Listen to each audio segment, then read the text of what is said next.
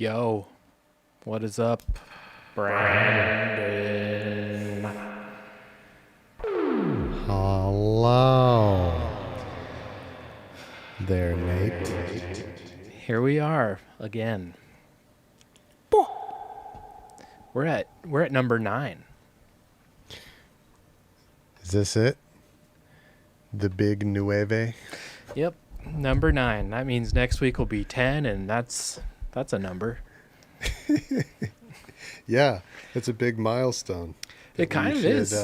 Yeah, That we should honor by making number 9 be a really big milestone right now, tonight. yeah, yeah, yeah. It's cool. I mean, I'm impressed that we've pulled this off 9 times in a row. It's pretty cool. 9 weeks in a row, we've had a live something or other for people to watch. Yeah, this is big for us, man. This is like It is. neither one of us has ever done this before. Not at all. Sorry, saying hello to the chat. Oh yeah, who do we got? Who's Uh, with? Hello. Nobody yet, actually. Hello, everybody. Oh, okay. But they'll be here any minute. Yeah, they will be. But yeah, so tonight, obviously, we had some hard news this week as far as dub music goes. Lee Scratch Perry passed away, unfortunately. So we definitely wanted to spend some time tonight and talk about Lee Scratch Perry and about what he means to our music and how much he's influenced us. And then later tonight, we're going to debut the Blondie album live on the stream. I'm going to play the full album, start to finish, via the YouTube dub videos that I did. So yeah, it's hard. It's bittersweet because we've been working on this project all summer, and I'm so stoked to put it out. And it was predetermined that it was coming out tonight or tomorrow morning or whatever. Yeah.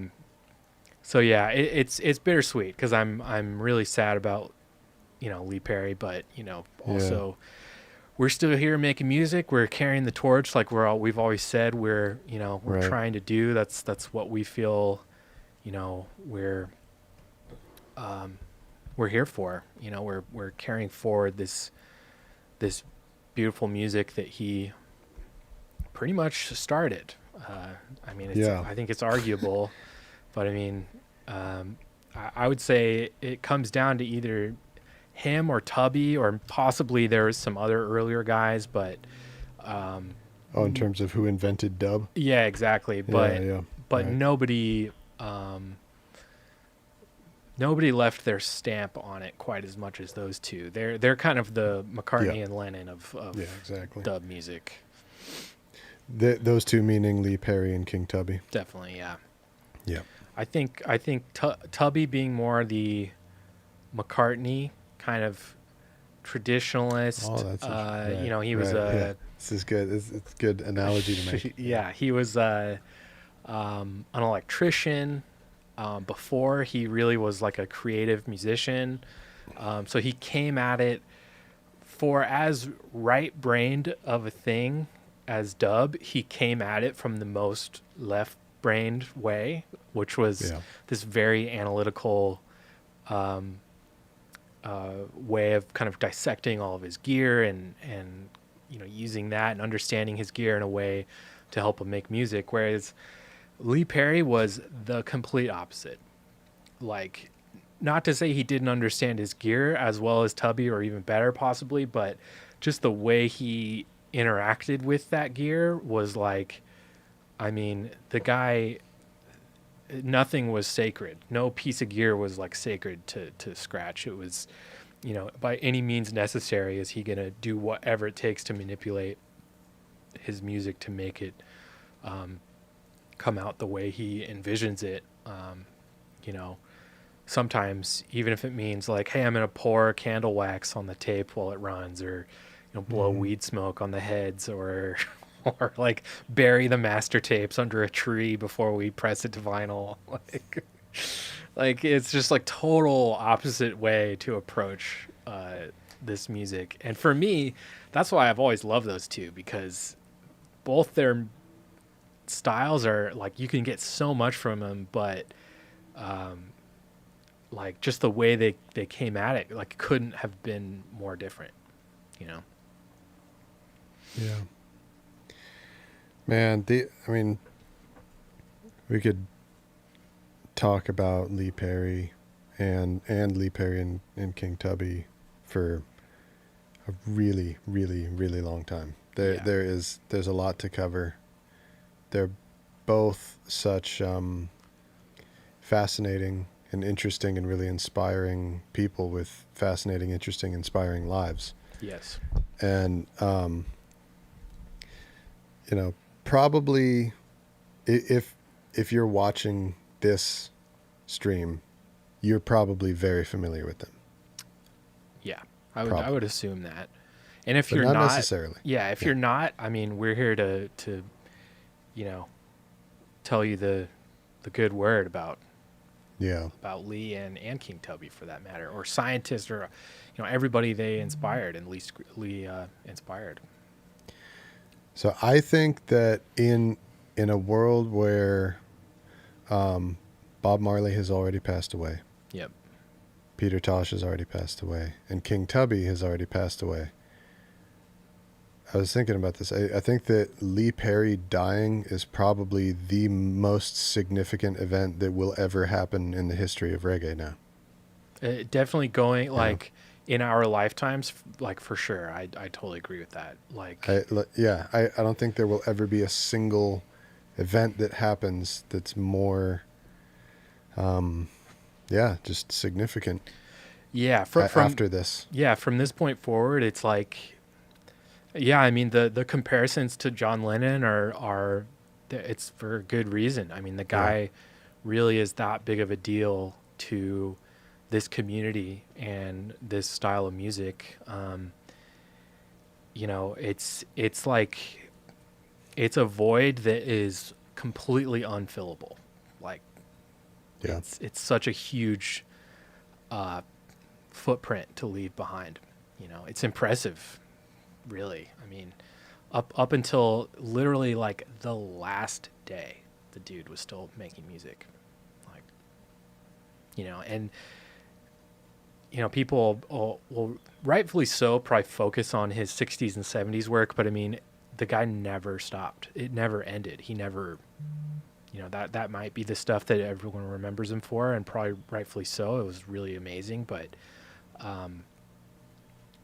I mean, the guy, he's just one of those people that like his creativity knows zero boundaries, and he was so brave when it came to forging his creativity by any means necessary. It's like, he's like, I really can't like overstate how inspiring he is, like, as a creative person. Like, he's just, this is a tough one, man. I remember when Michael Jackson died, it was like one of those like 9/11 moments. Like, totally. I remember, I can see it. I remember where I was. I remember who was around. I remember what I was doing. Same. Like how people talk about like the moon landing and Kennedy getting shot and stuff like that. Like, I remember where I was, and there were a couple other ones like that, like David Bowie was a bit like that. I was with you when Bowie passed. That was gnarly. Yeah, we were at home together. Right? We were at home. I immediately like just tanked like whatever alcohol was in front of me. I don't even like, I just guzzled. So for me, in all those other moments, it was kind of like a jaw-dropped reaction for me. Yeah. I was just like, whoa. Yep. Wow, like when Michael Jackson died, it was more like, it was just so surreal. I was just kind of like struck by just like how big of a thing that is. Wow, Yep. But and Lee Perry, when I found out that Lee Perry died, is from the Instagram post by Wallace, by Dub Robot, Oh man. our teacher. Yep. And I just started crying. Yeah.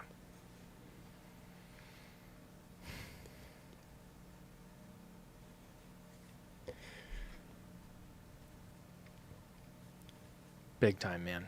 Yeah, because the connection is really personal and individual in a way that it wasn't for me with those other artists and other people. Yep. Like Lee Perry. I used to listen to his stuff in on my headphones in my room when I was a kid.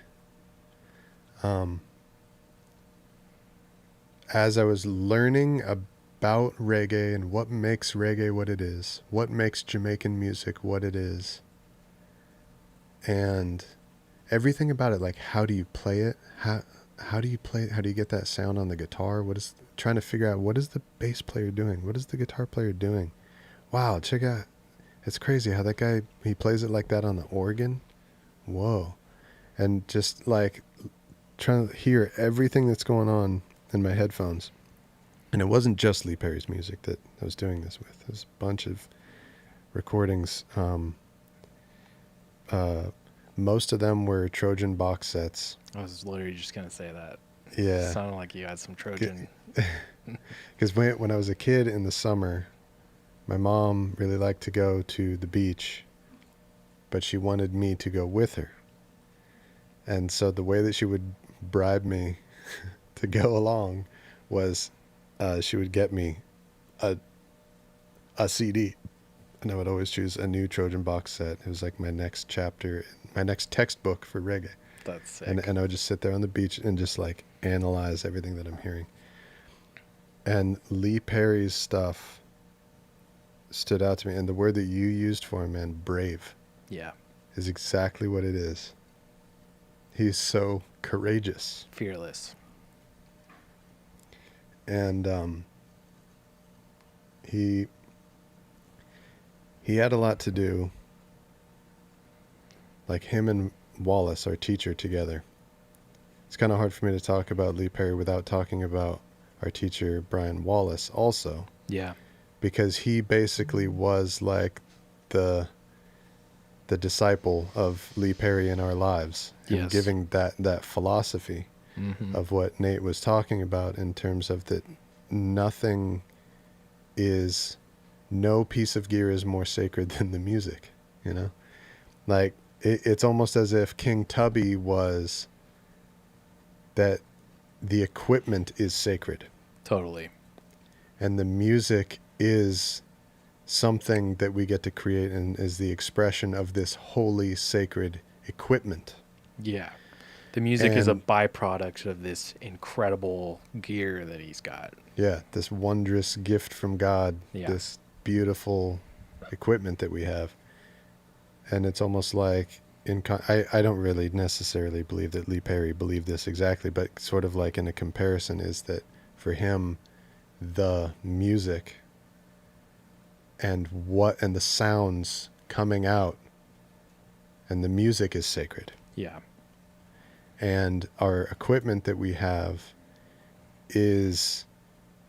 are our tools, Tools and what we use to make something sacred.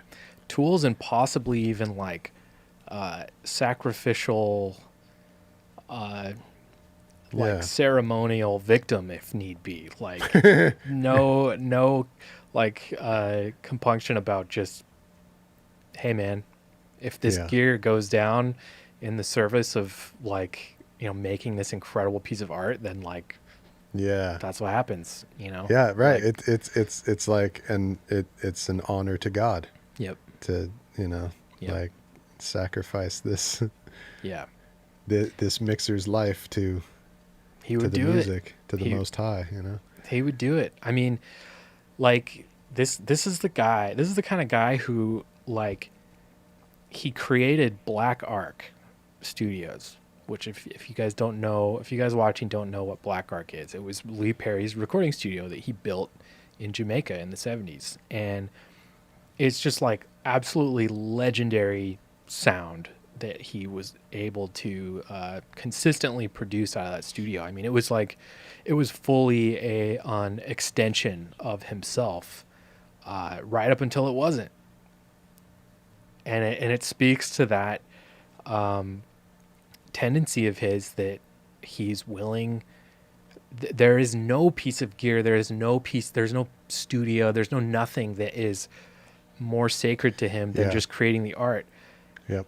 And exactly. I'm talking about this studio, maybe one of my favorite studios that's ever existed. I mean, people talk about Muscle Shoals or like Capitol or, you know, wherever. Studio One. People talk about like Sunset Sound, like these studios that are known for like they churn out hit factories, right? Yeah. Black Ark might be my favorite of all of those. Yeah. Like straight up, it was the most creative. It was the most unique, definitely the most unique. And guess what?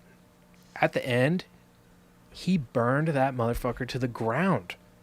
Not because it wasn't all the gear in it, not because he wasn't making money, or that didn't even enter the equation for him.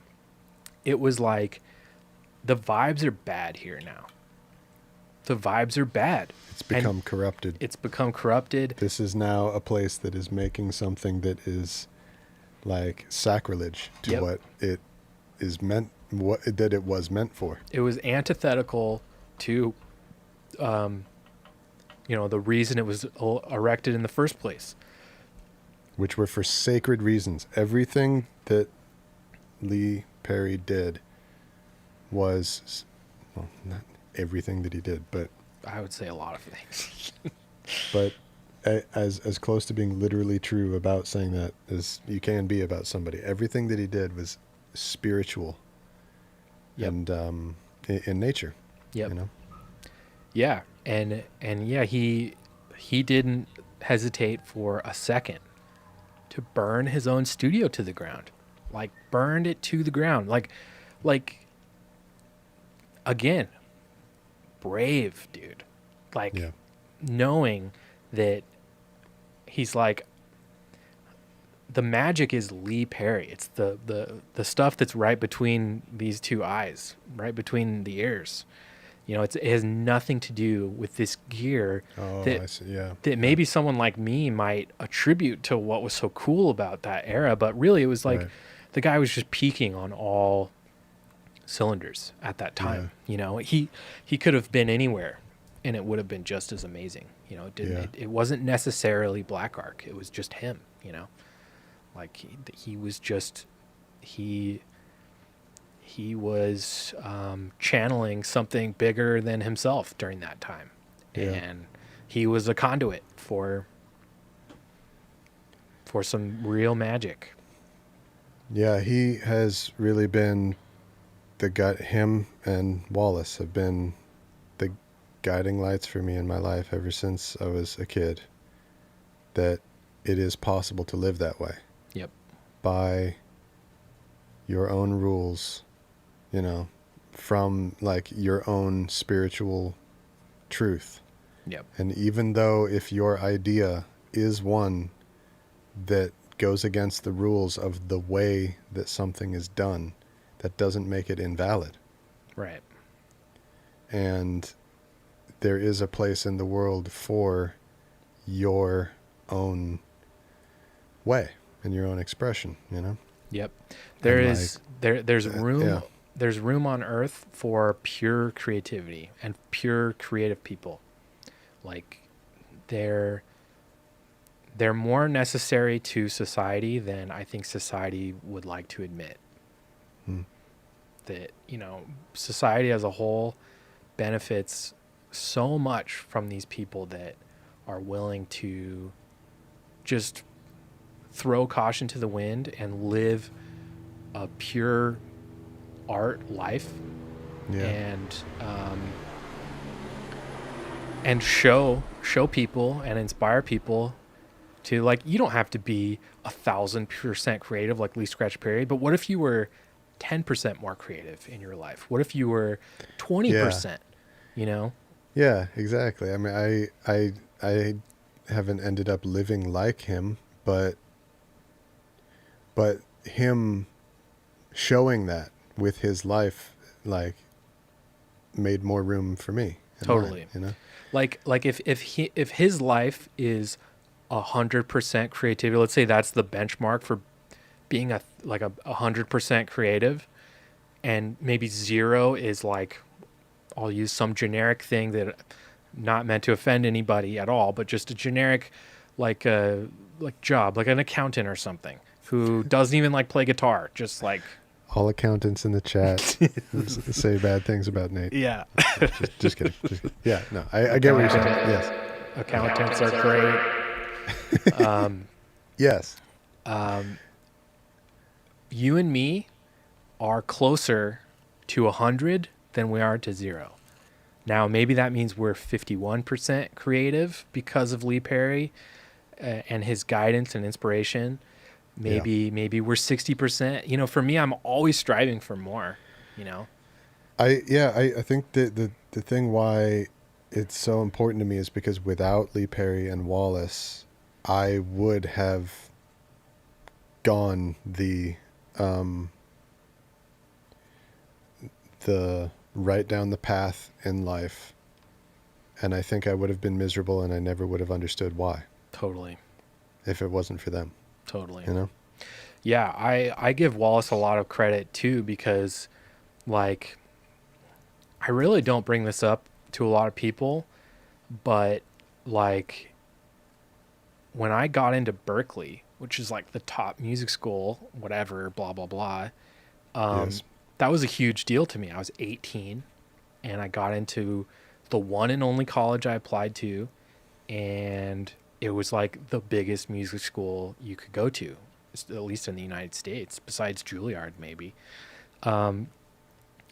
And It's like the Juilliard of a different, like, musical world, though, yeah, right? totally. That like It's where less. they exist in the music industry doesn't really overlap a whole lot, right? Juilliard's No, kind of for this, Juilliard's much more like Berkeley's for that, Juilliard's much more classical and kind of more old world and musical music theater, and right? musical theater, yeah. Yeah, And whereas Berkeley's much more modern. It's like recording yeah, studios and pop music, pop music. Yeah, exactly. jazz. But yeah, this is hard for me to say because I don't know how. I've never really talked about this to anybody. But when I told Wallace I got in, he told me not to go. And See, and his who would say that? who would say that? And his reasoning, it it stuck in me like a fucking dagger for so long because I knew he was right. And Which was what? his reasoning was, Nate, if you if you don't do this, like, you could be an engineer tomorrow. You don't have to go do all this. The way you become an engineer is you start doing it. And if you stay here with me, I mean, this isn't exactly what he said, but this is essentially what he was getting at. I don't remember exactly how he put it, but he was basically saying if you were to stay here with me, like, we could make this work for you in a much quicker, more efficient way than this big, like, wraparound way of going to Berkeley, and then coming at it that way. He's like, you don't need to do that, you know, like, and Yeah. it was crazy because I realized in that moment that even though I was going to like a dream school and it was a big deal and Berkeley's awesome, it was kind of a half measure because I didn't trust myself enough to just go for it based on my own passion for it and my own love for it, and trust in him as a mentor that he could guide me to a place where I could start just doing it. I had to go get a piece of paper that said I knew how to do it, right? Which, And to go into the temple where you will learn the way that it's done by everybody else. yeah, Yeah. Now, you're right. There's a million great things about that experience, and I will literally never. If I could do it over again 10 times, I would do it the same way every time. I would have went. But you know, during the years when it was like not quite working out for me there, and I was struggling, I constantly would think about like talking to Wallace about it because his idea, his avenue was more like rely on your own passion, your own creativity, your own like inherent skill, your own The Lee Perry way. the Lee Perry way, instead of going this roundabout way where it's so like bureaucratic in a way to like do this Mm. thing like where you're gonna let other people tell you you can or can't do this or not. Like at the end of the 4 Mm. years, Oh, someone's either gonna say, yeah, you can go do this or you can't. Whereas wow. Wallace was offering me a way to just do it, right? To just say, to give yourself your own permission. Yes. And just you say, I can do this. Yeah, and I am Wow. an engineer, not I'm Right, which right. is what I did Wow. for like almost 10 Wow. years, which was, oh, I'm going to school to be an engineer. Oh, I'm Mm-hmm. I'm I'm a runner right now, but I want to be an engineer someday. Like Mm. it hasn't been, and seriously, I've kept that in mind every step of the journey. And when Wow. I finally made the decision to do this studio is the first time When you moved to Nashville. when I moved to Nashville, Yeah. and it was the first time I realized like I'm living this truth that Wallace kind of imparted on me 12 years ago. Wow. Like he showed me the way to do it like 12 years ago, and I found my own path there anyway, Yeah. Yeah. Yeah. but it's again, it's just people like Lee Perry and Wallace, they're there to inspire and show other people that you don't need anybody but yourself. You're interesting enough, you're creative enough, you're smart enough to do what you want to do. You don't need to ask anyone's permission to do it. And like that is what for me is so huge about Wallace, is because when you listen to Lee Perry and you digest his music and his worldview, you understand how much Wallace took from that, and Yeah. and Right. and by extension gave to us, right? Yeah. And yeah, Yeah. Yeah. Right. Like when you, like if you've been listening to like Stevie Ray Vaughan all your life and then you listen to Jimi Hendrix, it's like, oh, okay. Oh, he was yeah, doing this. I see. Yeah. yeah, yeah, Yeah. Right. yeah, We grew up around Wallace and then you experience Lee Perry's music. It's like, oh, oh well, yeah. yeah, okay, duh. Okay. Like it's hard to see because you're one removed from it, whereas Right. Right. Wallace had the pure nectar, right from the get-go, whereas we were kind of filtering that wisdom through Wallace. And even I'll speak for myself, for me it's like even that wasn't enough for me to totally get it or see it at the time. I was too young, I was too unsure. Mm-hmm. It was crazy enough to want to be a musician professionally, like like no reason to like take an even bigger risk, but Yeah, it's a scary decision to make when you it was an come from impossible. when you come from where we grew up. You know? Yeah, it was an impossible choice. I'm Yeah, glad it's not one of the choices. yeah.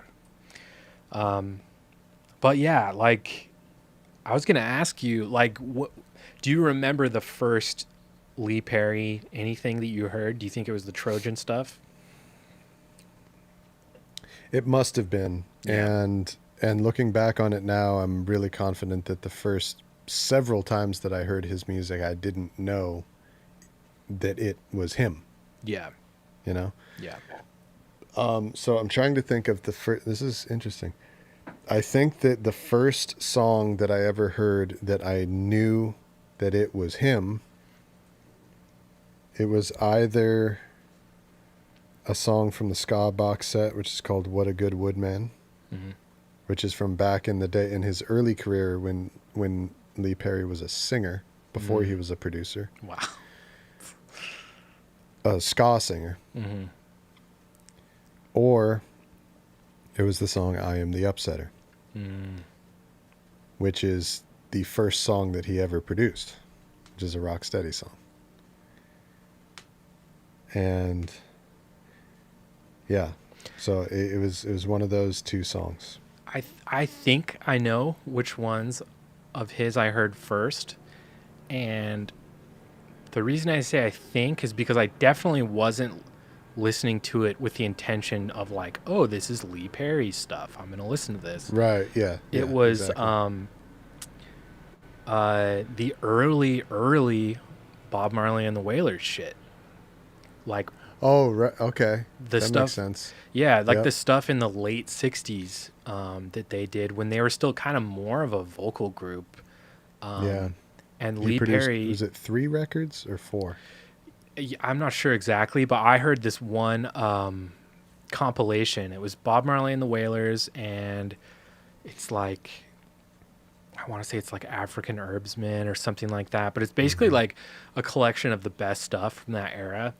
Mm-hmm. Um, like before Catch a Fire, before Burn, Mm-hmm. like pre all that stuff. Mm-hmm. Before Chris Blackwell. Way before Chris Blackwell.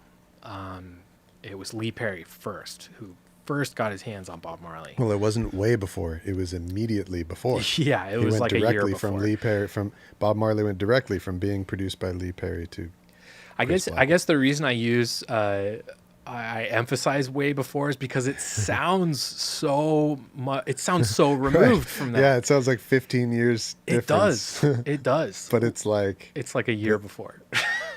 It's like I mean, something. it's like next week, Yeah. next month. Yeah. You know? Exactly. Yeah. But yeah, that was probably the first stuff I heard that was definitely like Lee Perry's like production.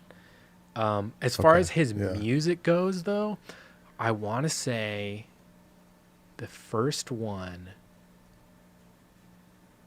it was either Blackboard Jungle, which is a really cool, just like straight like heavy dub album. I don't even know what to say about it other than it's like quintessential Yes. heavy dub. Like, you know, it's Yes. classic Yeah, Black Art dub. out of the greatest 10 dub records ever made, top 10, probably 4 of them are King Tubby and 4 of them are Lee Perry. Yeah, absolutely. And Blackboard Jungle Is is up there. definitely one of them. Yeah. But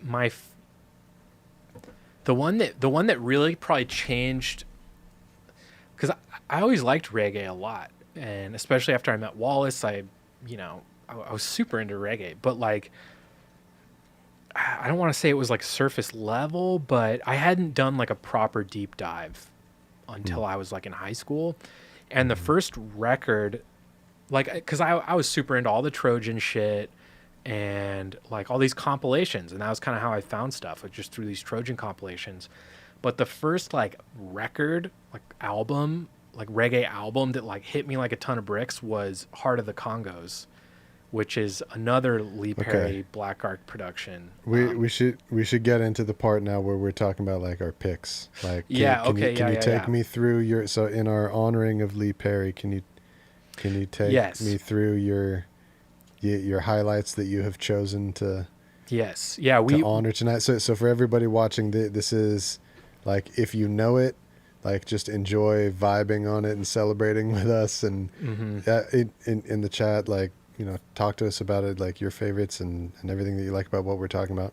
And if you're not familiar with it, then for you this is like recommendations hour. Yeah, maybe take some notes. Write these records down because they're classics. They're not deep cuts. They're like essential listens. Yeah. So I'll Right. Yeah. This is the great stuff and the famous stuff Yeah. in a lot of cases. yeah. I'll keep talking about Heart of the Congos because that probably is Yes. my favorite one anyway. And then I'll talk about the other ones that I really like as well. That would Okay. probably be like my top 3 maybe. Awesome. Heart of the Congos, though, would definitely be my number 1 because of Like the production on that album is incredible, but it's matched by the songwriting. Like the songwriting, the like just the overall vibe of that album is so Yes. mystical and Yes. murky and like borderline spooky at times. Like it is Yes. a whole it's I've never heard before or since a reggae album like quite like that one. There are other ones that deal with kind of big themes like that. Like I'm thinking of like 27's Clash kind of is like a Yes. thematically really big album like that, but sound Yes. wise, it's so they're so different. And It's really unique. Heart of the Congos doesn't have the same. Well, no other album exists in this like headspace that right, that it feels like that you're in, like the world and the environment that you're in when you're listening to that album, hmm, which is like in a lot of styles of music, like indie rock or something, it's kind of like every album is its own space and its hmm, own environment. But reggae is a style of music where for a really broad part of it, across different artists, across different producers, across different times, places and times, different albums exist in the same mood, space, yep, headspace. hmm, And there are a lot of examples of unique ones, but Heart of the Congos is so, it's it feels very so specific. very Like unique. there's an emotion that you're feeling while you're listening to that album that you don't feel from anything else. Yeah, it feels like he really captured like like it feels like pre modern era in a way. like like if you had a time machine and you grabbed these Jamaicans or maybe people from Africa like Mm. from like a Yeah. 100, 200 years ago, and you brought Yeah. them into a recording studio and you said, sing us your songs, right? Yeah. And then you built an album around that with modern music and musicians. Like that's the closest thing I could put it to. It really is like it's mystical, it's magical sounding, it's like it's very spiritual, it's very heavy on like the Yes. Rastafarian themes and all that. And behind the scenes with Lee Perry, I mean, I can't think of a better producer to be attached to a project like that because, again, like we were talking about with his studio Black Ark, like the way they had Black Ark set up for those sessions, it was like, and this wasn't even specific to those sessions. This was just like how Black Ark got over time. Like Yeah. there were plants growing between the gear, like like into the actual recording space. There's plants just like growing up from the ground, or Mm. like I said, they would the things they would do. Like he would like, and maybe these are rumors or legends, but like this is what I've always heard about this album. Is like he would drip blood on the tape heads or blow weed smoke on the tape heads or drip candle wax on the console and the faders and like crazy shit, right? Like Mm-hmm. at one point there's like I think a Nyabingi thing that they do on Mm-hmm. the album, and Lee Perry buried a microphone like a 58 or something, and he buried it underground and then just thumped the top of the earth to get like this thumping kick drum sound.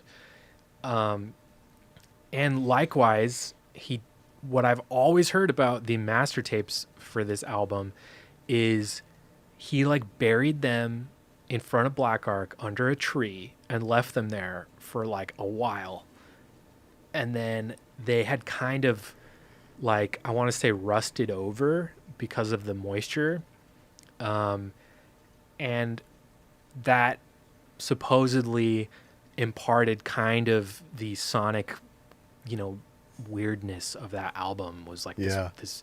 And again, I don't know how much of that is true or if it's Hard just to tell. legend, myth, We whatever. may never know. The world may never know. We may never know.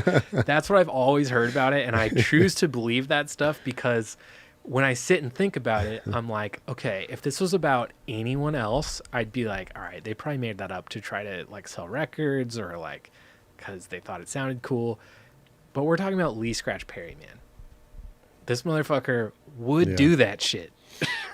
like maybe it Yeah. wasn't all during Heart of the Congos. Maybe he has done all that stuff, but over the time of various sessions and the way word of mouth spreads in Jamaica and like maybe it all got attributed to that. But like to me, all that stuff adds to the legend and the mystique of that record, and I love it for that.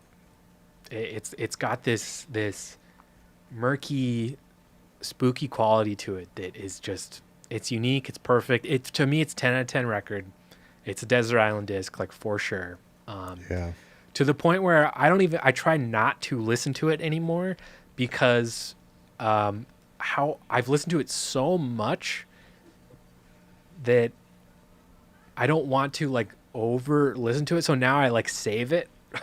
Like I'll not listen to it for years, and then that way when I put it on again, it's like, right, this is incredible. Yeah. That like long period of time in between listens sort of happens organically for me, and and this happened recently, maybe like 3 weeks ago. Every once it presented itself again, and all it takes is one of the songs from the record that will prompt an entire listen through, and it's just like a fucking journey. Yeah. It's like kind of like how people who are fans of bands like Pink Floyd and Tool and stuff like that are just like, I'm putting this on and I'm just going on like this ayahuasca journey type thing. Yeah. The Heart of the Congos is like an ayahuasca journey. It really record. is. Yeah, I'm gonna put it in the chat. Oh, nice. Awesome. So the artist is a vocal group called the Congos. The album is called Heart of the Congos. Yep. Groove Strain. This is the first stream that I have the chat in front of me. Oh, nice. Yeah, I was gonna read this and bring it up to you, but you can Yeah, go ahead. yeah. You can go ahead. Yeah, Groove Stranger says, no joke, I didn't know what dub was until I Googled it a year ago. No shame in that. Yeah. Years of seeing dub remixes and other references, never spelled it out. That's something I want to talk about too. And then I looked up the source material and was blown away. Yes. Dub, that word is used so much. And we are some people who are guilty of this, which is that we talk about it and do it without taking the time to really explain to people who aren't already in the know what exactly are we talking about. Yeah. And in our defense, it's because it's really challenging. It's hard to explain what it is in less than 20 minutes. Yeah. You know? And so every time that you talk and so on, you get it. But yeah, that I can relate to that too. Dub is definitely something that I sort of only quasi understood exactly what it is for a long time before actually committed. And maybe this is kind of a cool thing because it's something that it's like it's built into it that keeps itself esoteric. That like it's sort of like a protective layer that is built into the nature of what it is. That like only like you must undergo a rite of passage to get to be one of the people who's in on the conversation, because you have to find out for yourself. You have to go out and expend the effort to like research something and get the question answered for yourself. Yeah, because get that explanation for yourself until you understand what it is. It's not apparent if you just put on a track that says whatever dub. Yeah. It's not apparent what is going on, what dub means. What does that word mean as a descriptor, right? Like what does that even mean? Yeah. Yeah. It's not. What's the word I'm looking for? I don't. Yeah. You wouldn't know what it is if you didn't know what it was. And like Groove Stranger says, You've seen it for years in other references that never spell it out. Hmm. People talk about it and use it, us included, all the time without spelling it out. What Yep. exactly are we talking about? The world is full of that. And Yeah. I will even say, um, I'll even say, I think black market may even add to that confusion, unfortunately, which was never my intention. Mm-hmm. But like, okay, It might. I think it does for sure. How so? How so? So I remember a couple years ago, it was one of those magical moments where I found a thread of people on like a reggae subreddit talking about my music. And I was Mm-hmm. like, hell yeah, this is so cool. Mm-hmm. And then like the dread set in that I was like, I realized I was like, wait, I didn't post this. People are going to be really honest. Like Oh, okay, so like, people are going to like be straight up with what they think yeah, about this. They're not and going to fuck around. Of course, a I bunch of think I know people, where this is going. yeah, I think I know. of Okay. course, a bunch of people liked it, which I have no memory of reading. But there was one guy who was like, "Black market, that's not dub." He's like, "I'm sorry, it's what he does is cool, but it's not dub." And Wow. I had to really reflect on that for a second, and I Wow. was like,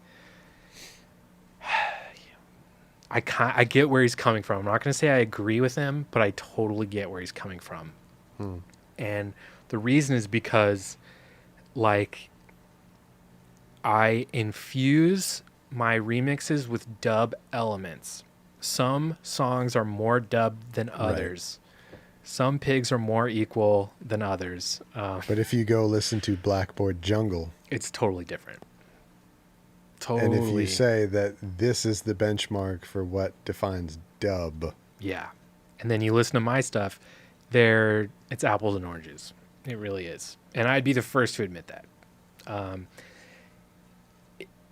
but I try the reason is because um, it's impossible to do this material yeah, in a true dub like way that, yeah, because it's the novelty of what I'm remixing and the way I'm remixing it is already so strong that to then like take that song away from people and infuse it with more dub, it's yeah, like you're kind of you would losing be the ruining the opportunity that this remix is. Yeah, exactly. yeah, Yeah, it would be you'd spoil it. obscuring. Yeah, You're obscuring one of the coolest aspects of what I'm doing in the first place, right? yes,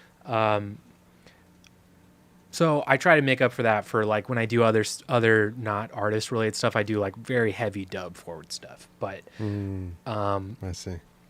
but yeah, I would be the Well, first. I say it's dub. Okay, It's dub. thank you. Wow, You're thank you. welcome. It is. See, I feel better now.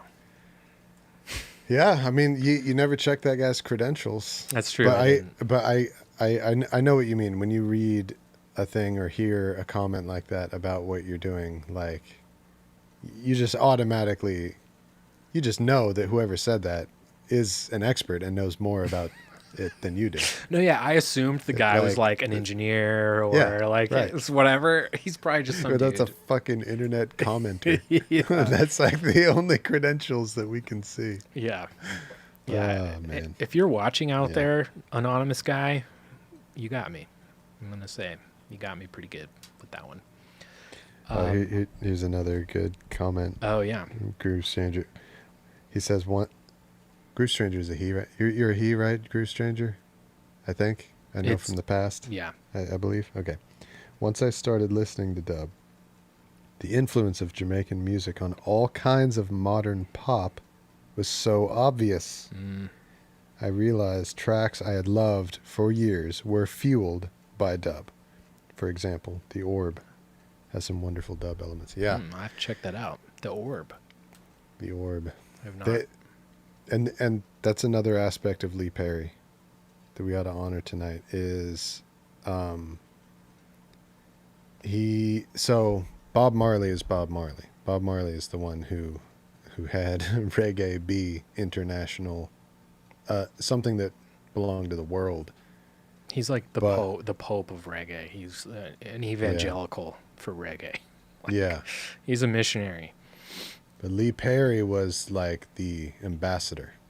Yeah, Lee Perry, or like the like expatriate. a prophet or The yeah, the guy who literally and also musically like lived in other countries and lived in other cultures for the rest of his life. yep, You know, yep. and brought the Switzerland, right? Or was it Jamaican Sweden? music. Switzerland for a long Switzerland. time. I think he lived in other countries in addition to that, but for yeah, that like long period of time he lived in Switzerland. Yeah, and yeah, he brought. It's really interesting because he's like the most rootsy of roots. That happened to be. It wasn't one of the guys sort of like on the fringes of roots who ended up working with musicians from the rest of the world and being Jamaica's ambassador. It was like the most purely rootsy dude of all of them Yeah, was seriously. the one who ended up getting to work with other, non-Jamaican artists Yep, and influencing them. yep. It's really interesting. Yeah, like the Clash, like that. Mm-hmm. Lee Perry's a Sinead O'Connor. yep. Man, there's a long list. There's Bob Dylan. but yeah, Right? there's tons of people. Yeah. The reason I felt so comfortable dubbing out the Clash initially was because of one, the stories I'd heard about Lee Perry and the Clash, and two, once I dove deeper into the Clash, they had put out like this triple album called Sandinista in the early '80s, Yeah. and Lee Perry's on the album. He's like produced a song or two or something, and there's like even like reggae attempts like by the Clash where they kind of do their own thing, but clearly influenced by Lee Perry. And to me, it was like it was a natural fit. Like Lee Perry, to me, was the bridge that like if you know why I'm doing this, you know. Right. Yeah. Yeah. Like you know, if you're out there being like, I can't believe you would do this to the Clash's music. Why would you bring Why would you reggae do into the this? Clash? They Yeah. would hate this. Oh my God, Yeah. Joe Strummer's turning over in his grave. No, then you don't Right. fucking know, man. They like you don't That's know, true. like, and that was why I felt so comfortable doing them so early on because I knew I had that trump card in the back of my pocket where if anybody said that kind of shit, I could be like, You're oh protected. yeah, Lee Perry, he protected me creatively in that sense because Yeah. he gave me, in a lot of ways, he gave me license to do what I did, Yeah. and but yeah, he's just that's what he does, man. He goes out there. He was he evangelized reggae and Jamaican culture, and just he did that on a massive scale compared to most artists. Maybe aside from Bob Marley, that's the only other one. And he died too young. Well, and Sly and Robbie. and Sly and also. Robbie, yeah, that's another good one. Sly and Robbie more than actually maybe anybody, but like nobody, Right. In terms nobody of would like know. number of credits. Yeah, Yeah. yeah, yeah. But so just to finish on the Heart of the Congos before we Sure. get to your next pick. Mm-hmm. The other thing that is super trippy to me about Heart of Congos is its duality. And so there are, I'm trying to think of another example right now, but like I'm always really fascinated by great works of art that exist in this like conflict. So I'm trying to think of an example. Of course, when I'm on the spot, I can't think of an example. Maybe you can. I'm But thinking. of a movie that is considered, it's just like universally considered to be great, but like the director hated it. The actors who worked on it like hated the experience of it. It was terrible.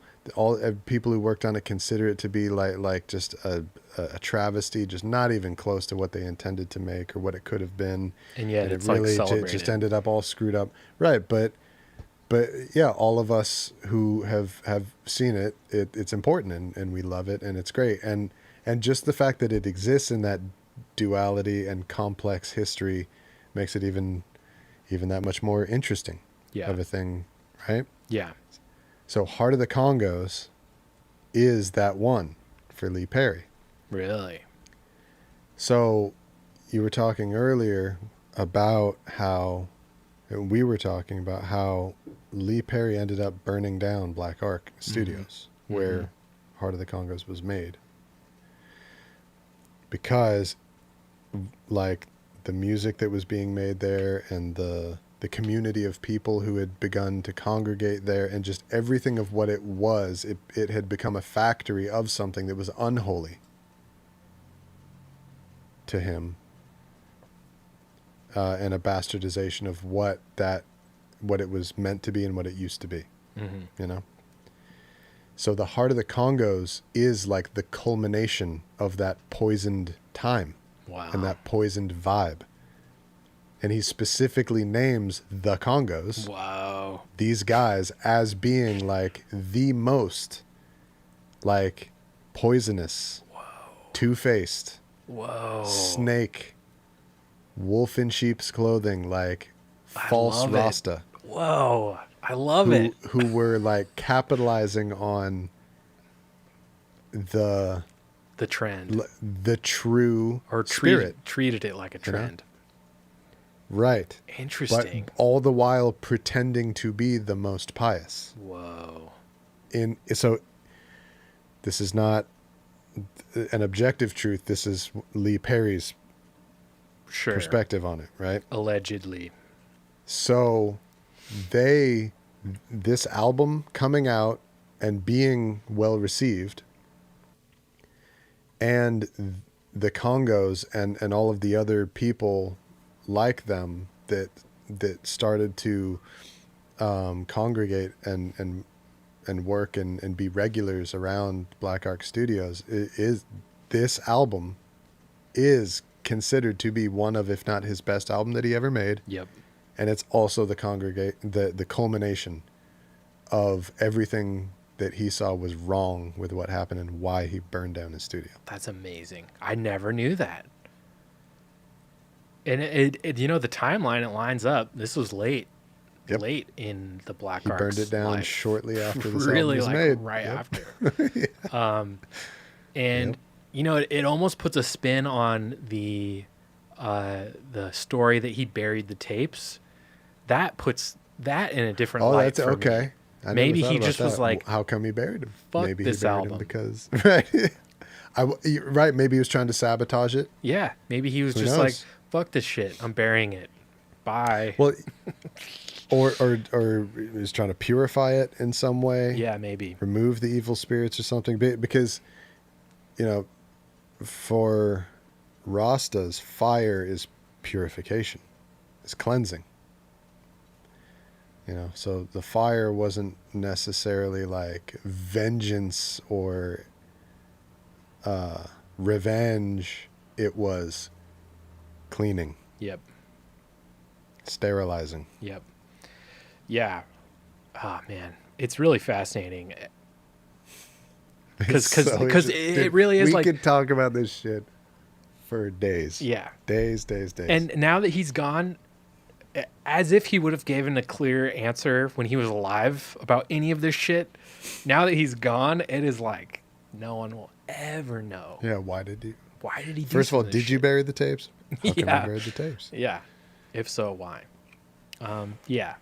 It's kind of a who killed JFK type thing in the reggae world, maybe. Maybe is that what we're setting up here? Could be. I'll say my other one that I really like. I don't think I'll do three because I have a feeling you're probably gonna pick either ones I would pick or ones I was thinking of picking anyway. That's okay. No limit, no minimum, no maximum. No, yeah. But the what's other your one, next pick? there are others that I really like, but I don't have as much to say about than this one. And I actually want to look up the title because I always get it wrong. Okay. This is a good sign. A tough title. Roast fish, collie weed, and cornbread.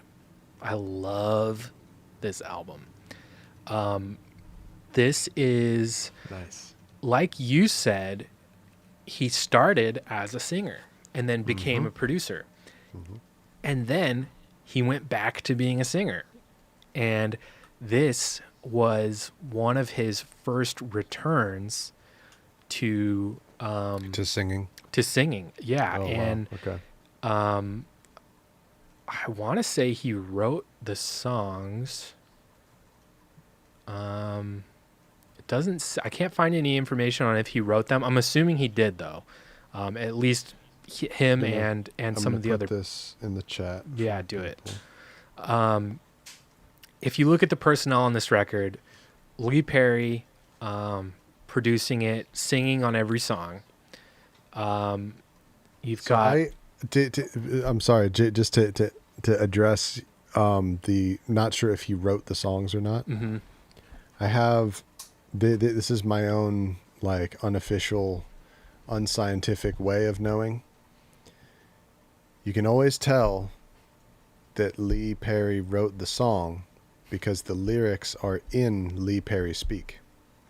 Then he wrote these songs. He has a very particular way of language, and you can hear it amongst many different singers Yeah. and many different vocalists, one of which is Bob Marley, Yeah. where just the way, there's an unmistakable Lee Perry-ness Like to the cadence. words of the song. Yeah. Yeah. Cadence. Anytime that somebody says botheration, if a song has the word botheration, I fucking guarantee you. Yeah. Lee Perry wrote the lyrics to that song. Before I go into Gravelicious is another popular one. All right, sorry. No, it's okay. Go ahead. Before I go into why I love this album so much, it is worth noting who plays on it because it's heavy hitters on this record. That's right. Lee Perry at the Black Ark, recording, producing, singing, dubbing it out, whatever. Earl China Smith playing guitar. Sly Dunbar playing drums. Scully playing percussion. And then a couple others I'm less familiar with, but that I'm sure are awesome. Winston Wright playing organ. Let's see what he's been Yeah. on. Winston, he's Played he's in one of the Toots. greats. Yeah, he played in Toots. Exactly. It's just like a whole like bunch of amazing people. The bass player there, Boris Gardner, is he was like the band leader of the Upsetters for a good like for the golden years. Totally. Great bass player. Great band leader. Yeah. So just so Lee Perry didn't play any instruments, so a lot. So it's pretty unmistakable which songs he wrote the lyrics for and the vocals for. So a lot of the music, probably was these guys, I would think. probably most of it was written by Boris Gardner. Yeah. Yeah. But I think the hooks, the lyrics, it has to be Lee Perry. I don't think you could get him in a vocal booth to sing something that wasn't like more or less off the cuff, that was kind of just coming, like he was like just kind of riffing. That's how a lot of this album feels. But like the choruses and the hooks on these songs, they're so good. They're so strong. Like every song is so catchy. Like it's insane. There's the first couple songs. Curly Locks. Curly man. Locks, dude. That is That is such a good song. that's one of the greatest reggae songs of all time. Curly See, Locks. and I agree with you, but I would also add Throw Some Water In. The second song that's got to be one of my favorite reggae songs Wow. ever. Okay. It is I gotta so get good. educated on that. And the first song is Soulfire, which is just like he just rips it up. Like it's like heavy, it's just fun. It's really good. So the reason I love this record is mainly because the songs are so good. And you would go into it thinking like, oh, this is going to be super dubby or whatever. It's really not. It's really experimental. It's really weird. Sure, anything filtered through Lee Perry is going to have some dub qualities to it. Yeah. But the highlights of the record are the songs, his voice it's so cool to hear him sing. Like, he reminds me Yeah. of, like, God, I can't compare him to anybody else because there's nobody else that sounds like him. Yeah.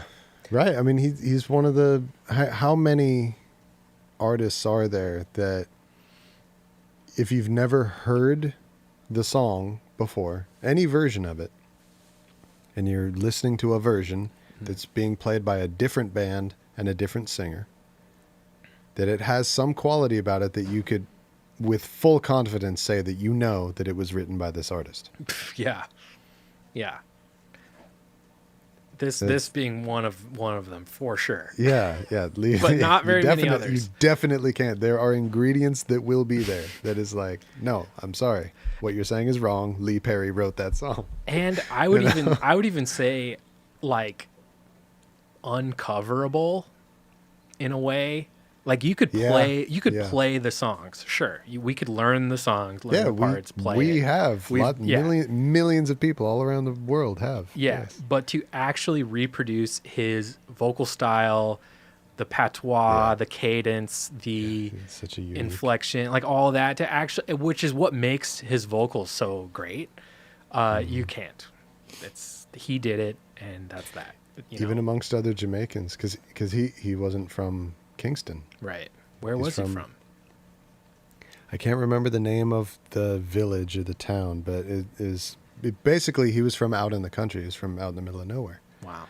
And he said that his first experience with music and the time and like the experience in the moment in his life when he knew that music was what he wanted to do and like what his thing is before he ever moved to the city, before he moved to Kingston. So he had to have been a teenager, because I'm pretty sure he moved there when he was like 16. Teenager or a kid. And he was moving rocks. Wow.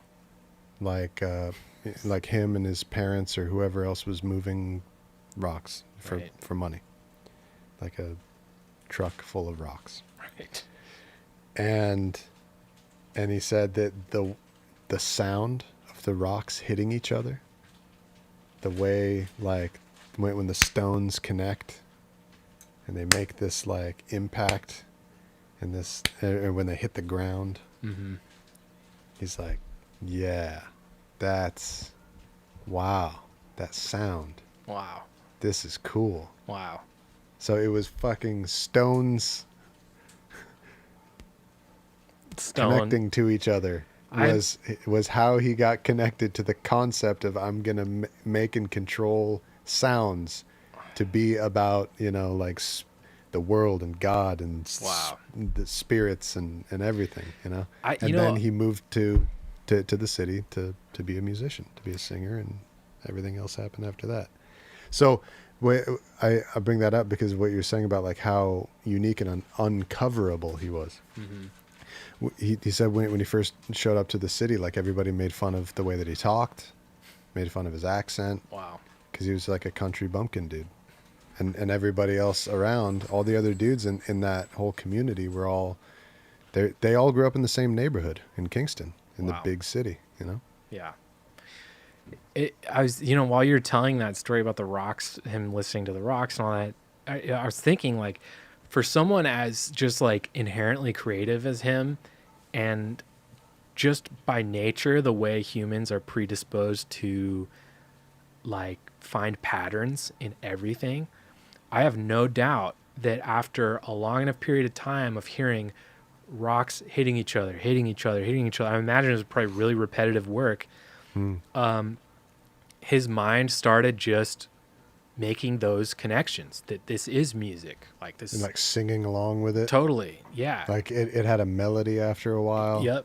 Yeah. It's like something catchy coming into his mind, singing while he's tossing rocks. Totally. Yeah. Totally. Like for someone like him, it sounds crazy, but it's really not that big of a leap to imagine that he would be doing something like that, where you're listening to repetitive sound all day, and his brain just probably made those connections Yep. and made those patterns.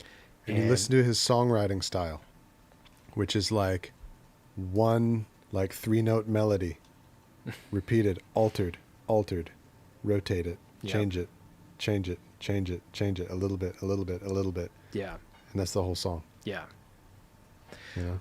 So I would say roast fish, collyweed, and cornbread, in addition to being a fantastic dinner lineup, is, is a great example of his songwriting, and it's like the other side of him. Let's the other what?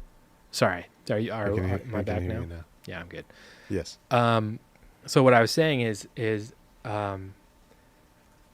aside from being a bomb dinner, roast fish, collyweed, and cornbread is kind of, it shows the other side of him, right? There's the dub side that everyone's familiar with and should be familiar with, but there's also this other side of him that arguably he did way longer,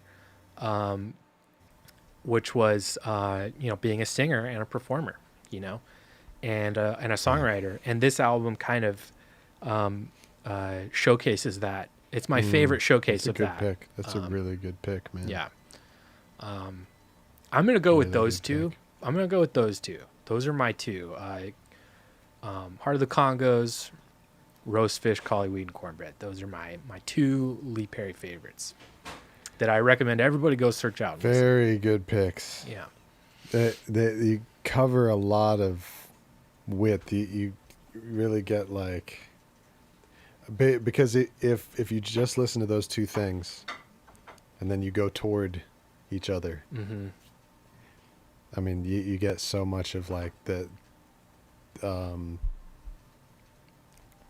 arguably the best era of his career. Yeah. Definitely the most popular, the most successful, Catchy. the one that resonates with the most people. Yeah. Yeah. But yeah. there is a side, there's still yet another side that is not quite filled in by those two albums, which I imagine you'll pick something that I'm thinking of, which is just his straight dub records. Oh, okay. That he's also rightfully very well known for. So and there's also this, which actually in the chat, Samuel Schumacher talked about. He says, out of this world he is. The later releases seems the more thoughtful, which is a really good point. Yeah. Because pretty much everything that we've talked about so far, definitely, possibly the majority of everything that we're gonna talk about is stuff that was made like before, from like 74 to 78. Yeah. Like Stuff 79. before 1980. Yeah. And Lee, he just passed away. Yep. And he kept working his entire life. He just put out a new record over the summer. So there are whole other eras of his work and his output. And I do know, sounds like Samuel is, and I know other people who are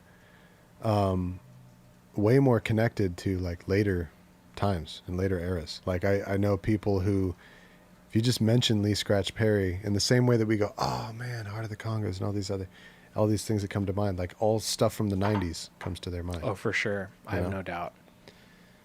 Yeah. Which is a whole nother like can of worms of like stuff that he was doing. Totally different.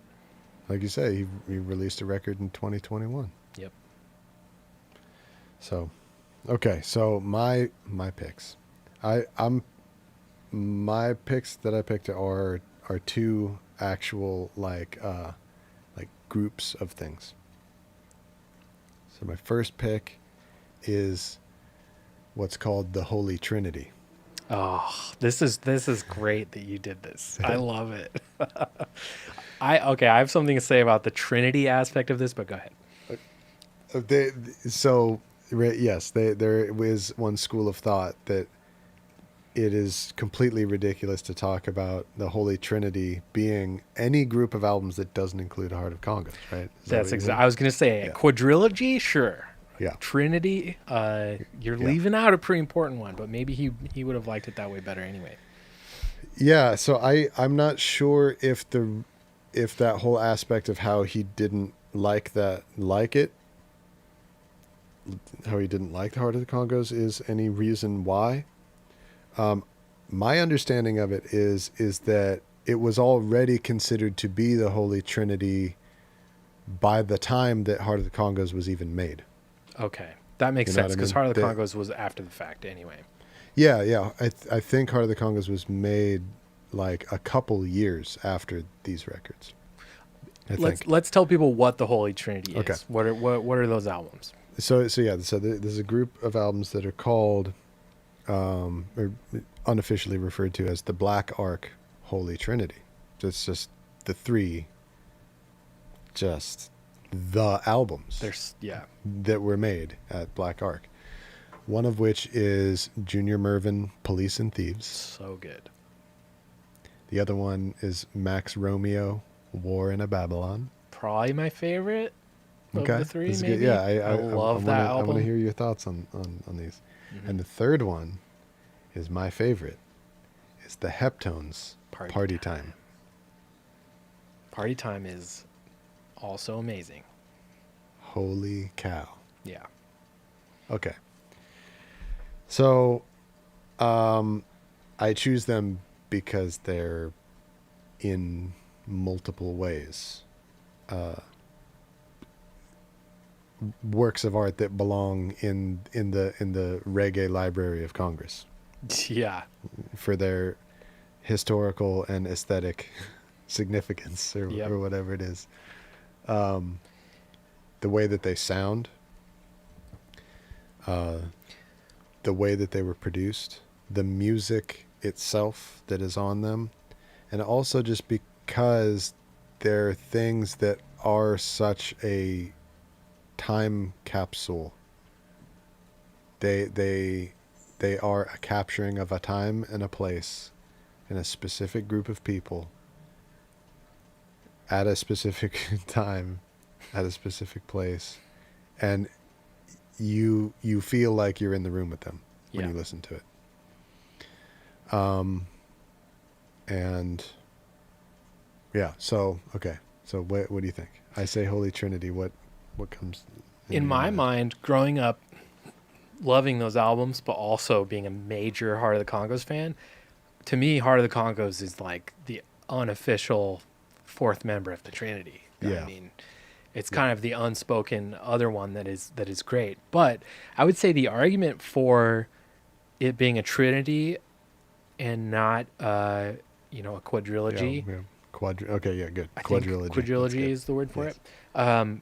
Is that yes, Heart of the Congos is incredible and it's really, really good. It's, in my opinion, as good or better than some of those records.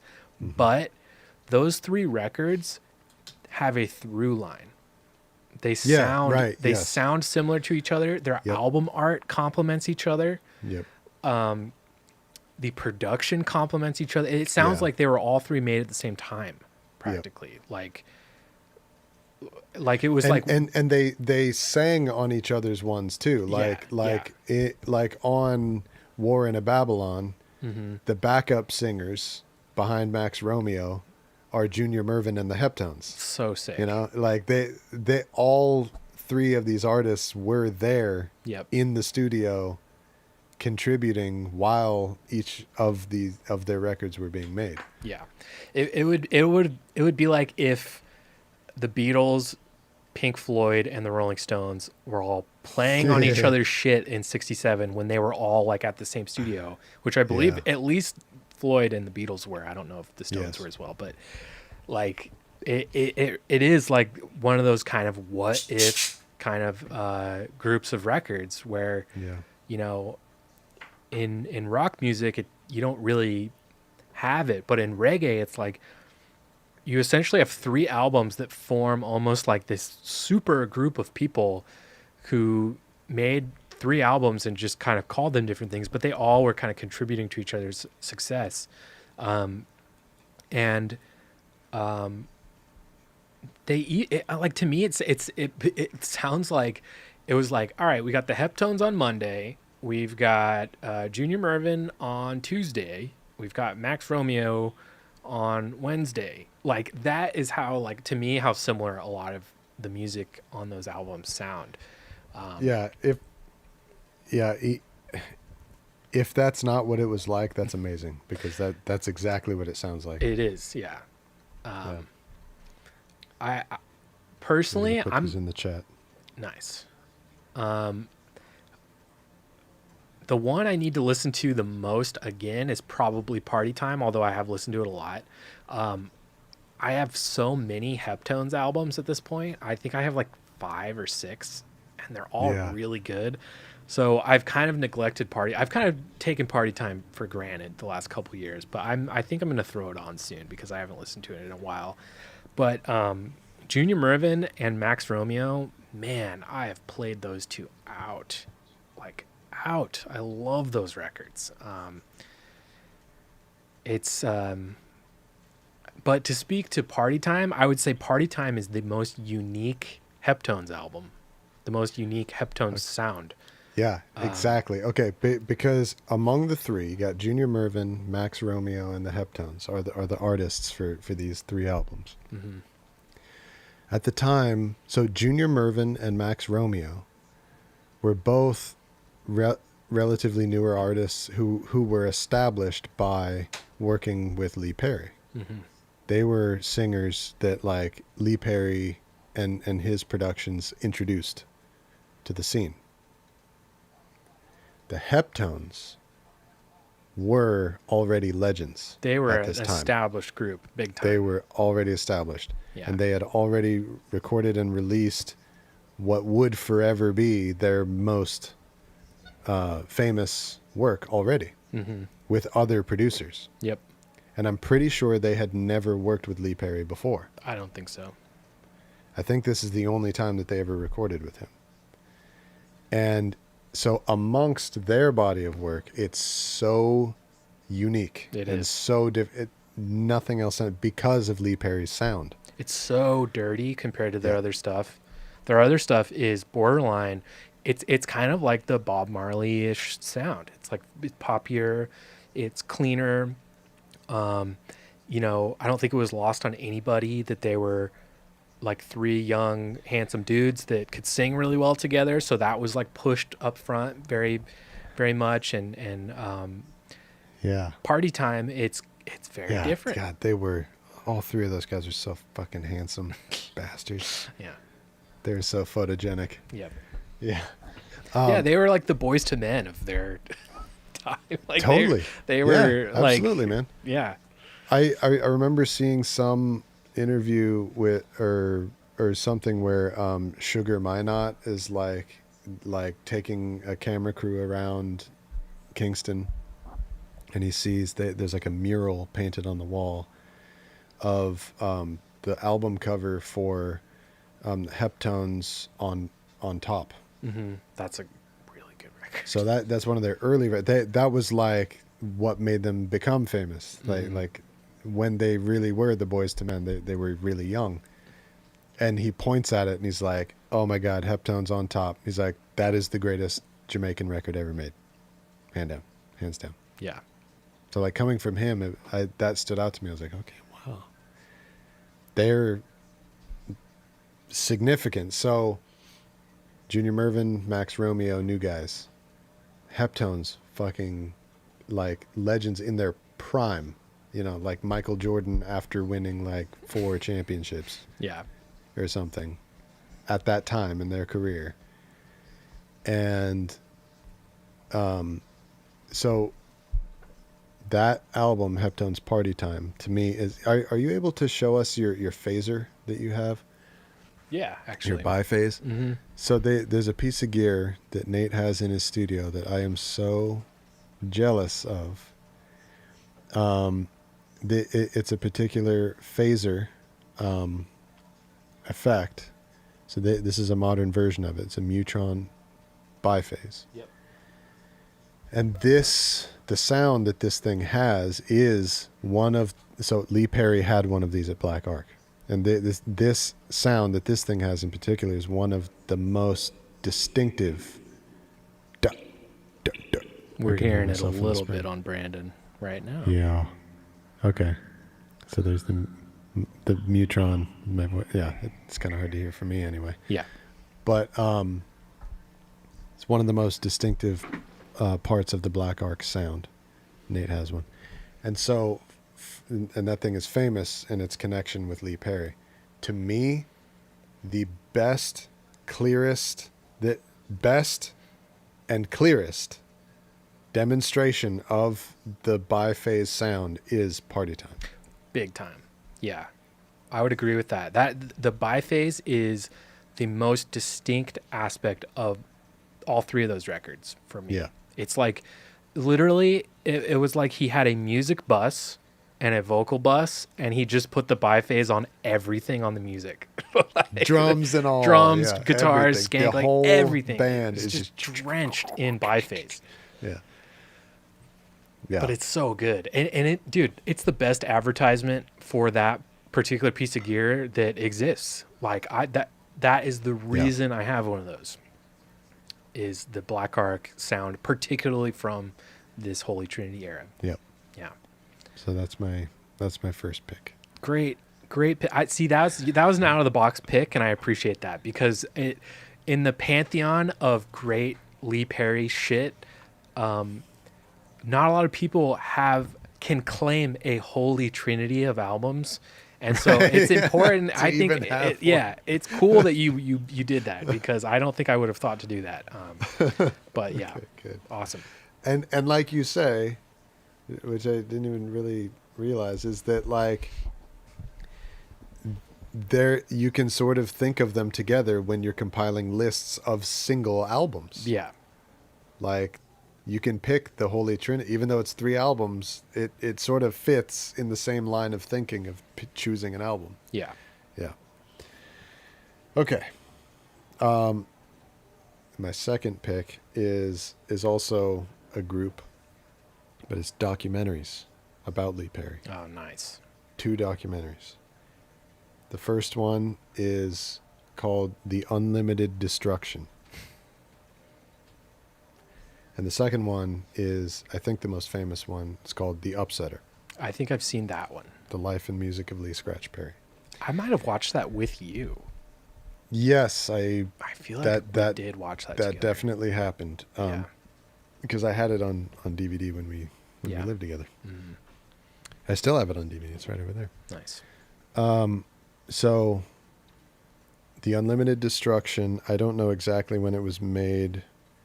It was when he was living in Switzerland. I think it was filmed in the late 90s, maybe. Somewhere around there. And the second one, The Upsetter, was made it was like 2008, 9, 10, something like that. So I saw The Unlimited Destruction first. Wallace showed it to me. Nice. As I was learning about Lee Perry. Still during the initial phase of my life of like listening to a lot of his music for the first time, getting obsessed with it, getting inspired by it. And then when you learn more about the person, getting obsessed and inspired by the person, even beyond the music, watch The Unlimited Destruction. And the way that it's made and a lot of the content that's in it fits the bizarreness of Lee Perry.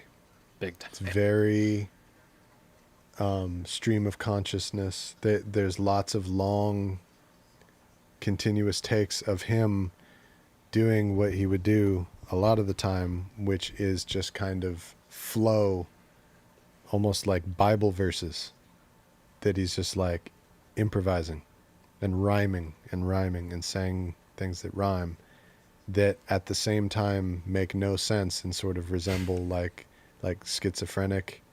I can't remember. There's a word for it, which is like everything is grammatically correct, but it doesn't mean anything. Mm. But at the same time, also having this like deep, like biblical meaning. Yeah. To everything that all these words that he's seemingly just pasting together simply because they rhyme, actually begin to have like something profound is happening because he's putting all these words next to each other, Yeah. you know? Yeah. So I watched it, and it actually solidified for me a mistaken understanding that I had about Lee Perry for a really long time, Wow. Okay. which is that he is crazy, Okay. Yeah.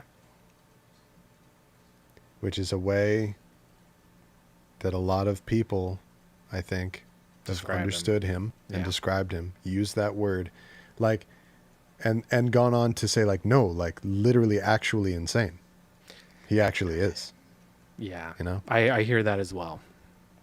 And I was of that opinion, and I believed that. It's easy to fall For a into long that time. opinion if you don't scratch the surface.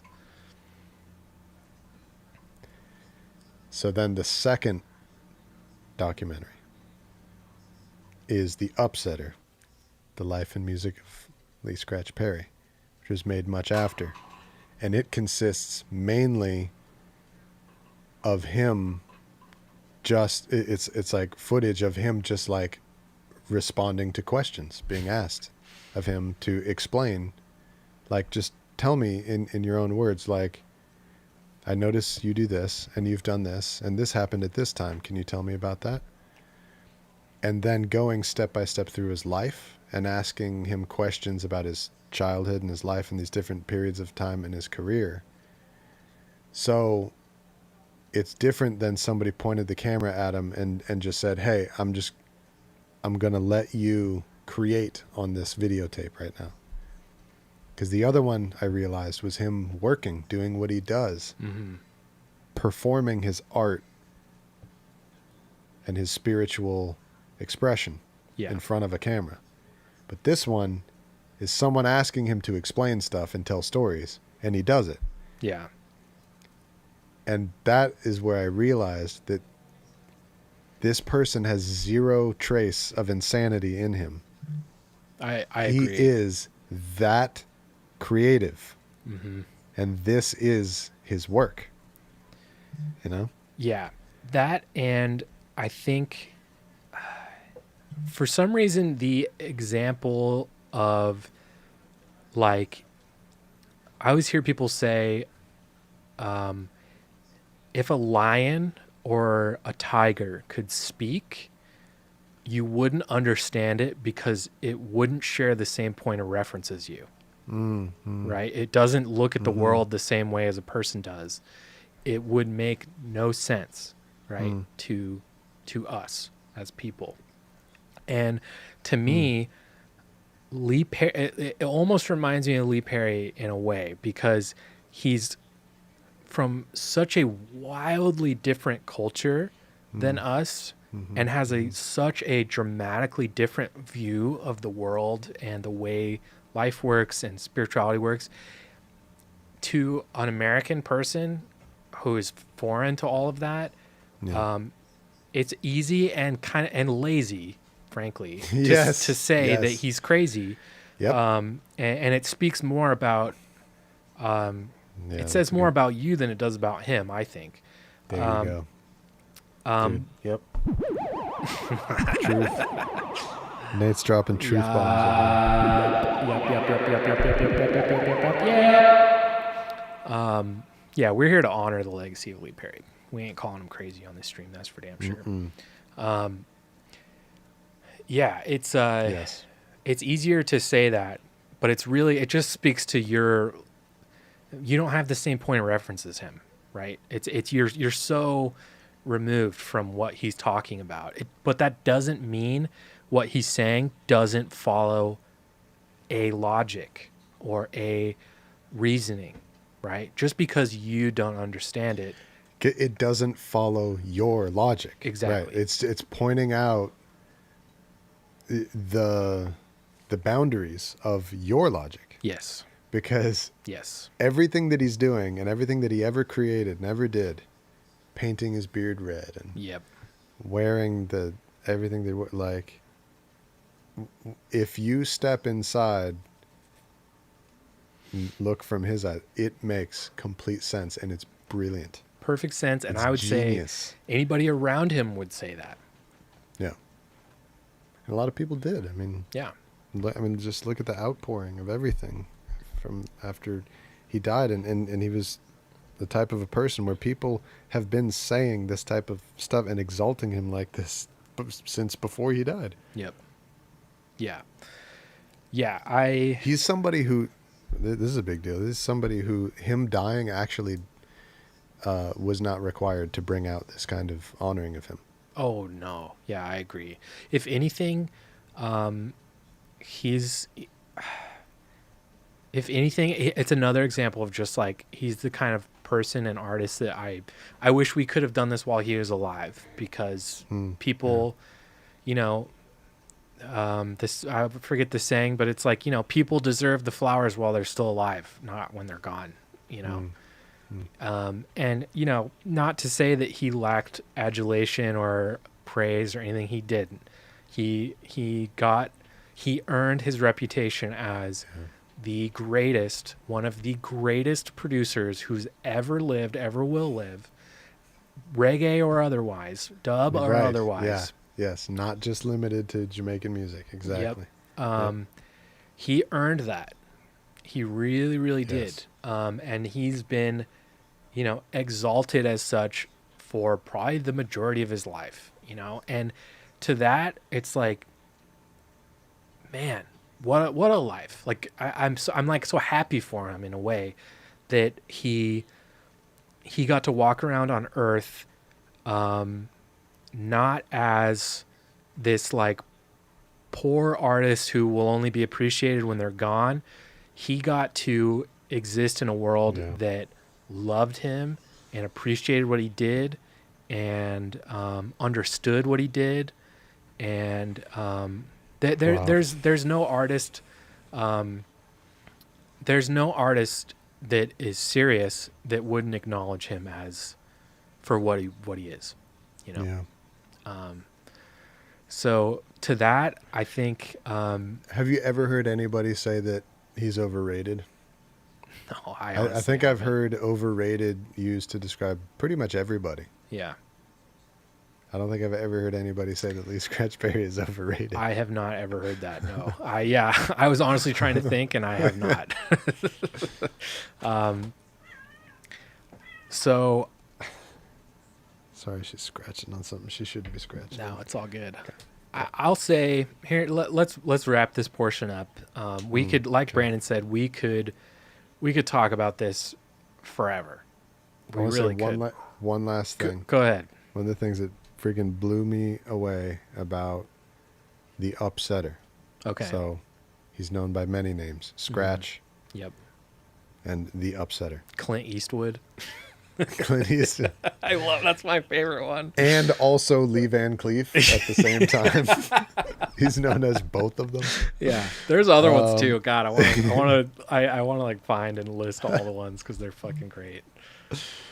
But in one of the documentaries, I think it's in The Upsetter, he explains the Upsetter, what he means by that. So he's like, yes, like if you are on top of the pile, if you're on top of the pyramid, on top of the system, and you are the one who's living off of the life and the blood and of everyone below you, I will upset you. Wow. You know?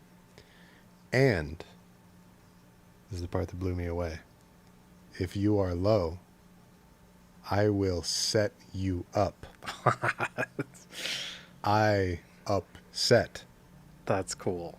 Those who are low. And that is a like Jamaicanism that like you would never think to invert those words like that. Words, sound, and power, man. Yeah, but yes. that's pure Jamaican word formula there. That I love that. That's fantastic. Lee Scratch Perry. Lee Scratch Perry, rest in peace. Lee Van Cleef, Clint Eastwood, Pipecock Jackson, the Upsetter, and his real name, Rainford Hugh Perry. Rest I'm glad you brought that up. The name that he was born with. actual birth name. Rest in peace, Lee Perry. 85 years young, fucking legend. Literally don't have enough good things to say about him or enough. I couldn't express in a bigger way how much what we owe everything we're doing to that man. Like really. In music and in life. Yeah. Just like me as a person. Yeah, he's the father of everything we love, everything we do, everything we've worked towards our whole lives. He set all the benchmarks. He's the one. He really is. He's the guy. Man. Yeah. So Beautifully said, Nate. Thank you. dude, you too. Really wonderful recommendations that Brandon put in the chat. I encourage everyone to watch those movies. I need to see the Unlimited Destruction one. I'd never heard of that. I really want to see that now. And I'm way overdue to rewatch The Upsetter. If it's legal, we should do a watch party on the stream. That would be sick. Fun. Yeah. And also all the albums we pointed out, definitely check those out. And there's so many we didn't even mention, like Super Ape, maybe universally regarded as like one of the greatest dub albums ever, like Blackboard Jungle, the Kung Fu Meets the Dragon, like fucking, there's so many good ones. But I think I need a beer really bad. Okay. Yeah. We usually don't talk and, this long. I'm like, I don't know how podcasters do it, frankly. But editing. That's how they do it, because it's not live. Yeah, exactly. Let's take a short intermission, and when we come back, we're going to debut the new Blondie album. Yeah. We're gonna have a listen and watch party. Yeah, hell yeah. Right. Okay. So everybody, bring back what you want to bring to the party. Yep.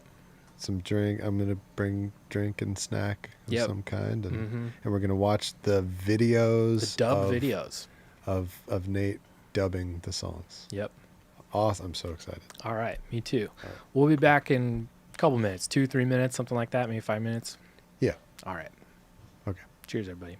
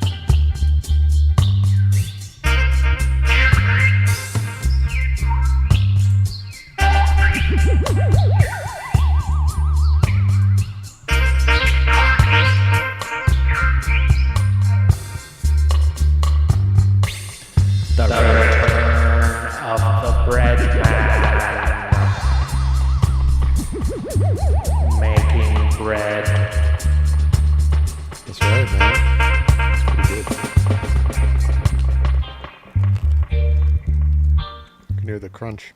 Hell yeah. Yeah, that Just looks. made a nice French country loaf there. Yeah, Brandon's been making bread. It's awesome. I too love to make a good loaf from scratch. That is one of the most satisfying. Oh yeah. Oh yeah, one of the I more know that. satisfying culinary activities you could do.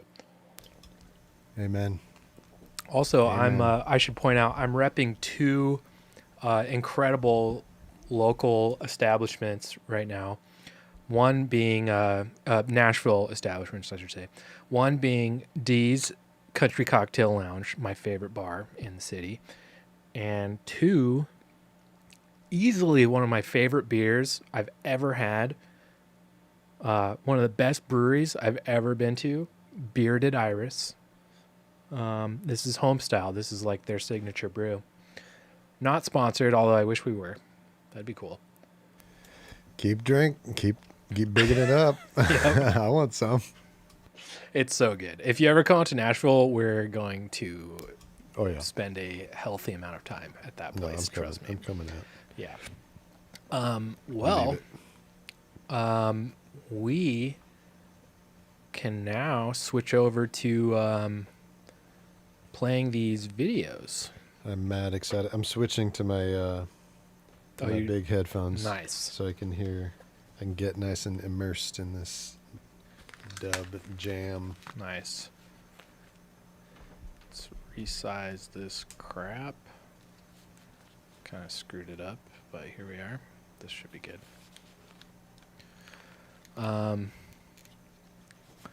Cool. Well, I would say without further ado, let's jump right into it. Brandon hasn't heard any of these yet, unless you watched the Blondie or the Heart of Glass one I put out the other day. I did watch it. Yeah. Yes. And I love it. It sounds so good. It man. does sound I really love good. it. So yeah, this is the full album. It's 16 minutes, 30 seconds. So there are like really, really short little brief points in time between songs. But for the most part, this is just going to play through the whole way. I don't care if we leave the mics open for commentary if you want, but I'll probably I'll leave that up to you. I'm probably just going to let it play and drink my beer. Yeah, exactly. Yeah. Cheers, everybody. This is... Yeah. I'm glad that you're here with us, and this is the Cheers, Brandon. Thank the you. release party. Yeah. Yep. Cheers, man.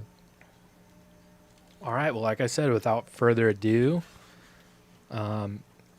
here we go. Here's Blondie. But you guys have been with us this whole time, this whole summer. Exactly. You guys have watched this be built from the ground up. I've always wanted to do this with one of these EPs, and I couldn't be more excited to share this with you guys, especially because you guys have been along for the ride since the very, very first session. I mean, it's crazy. It's really cool.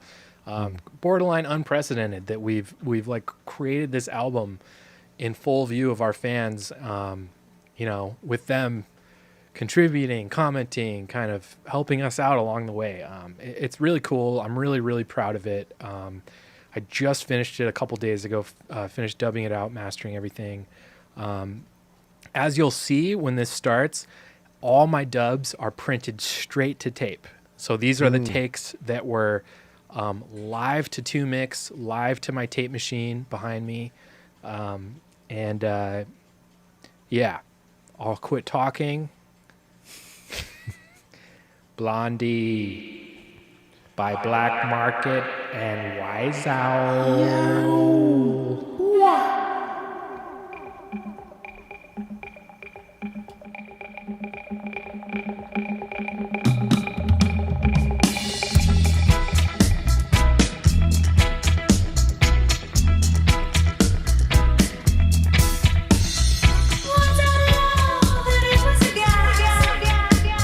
Sometime I wanna blast. See my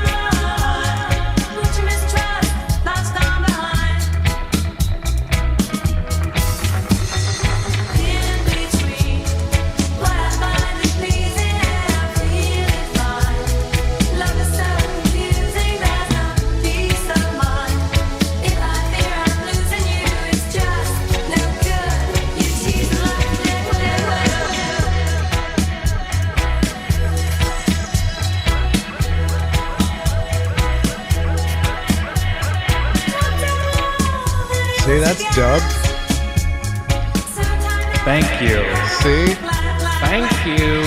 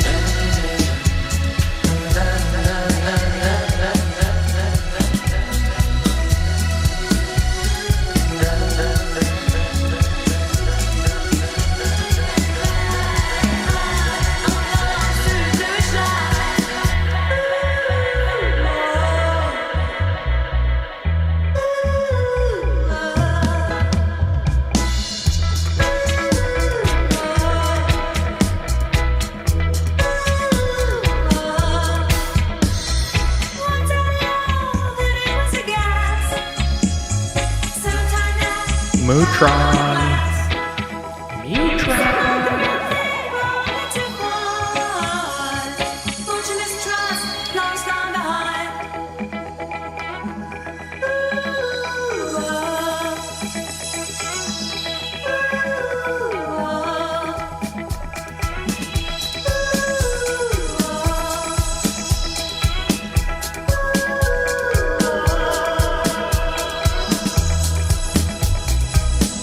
Yeah. Yeah.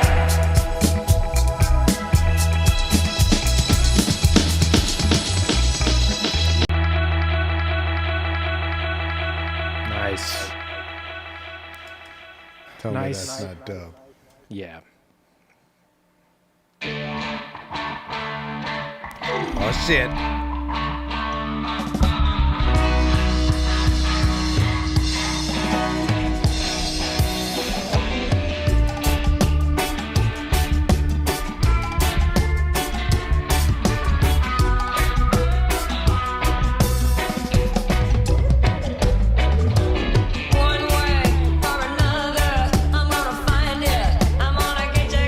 Get you one way or another. I'm gonna win you.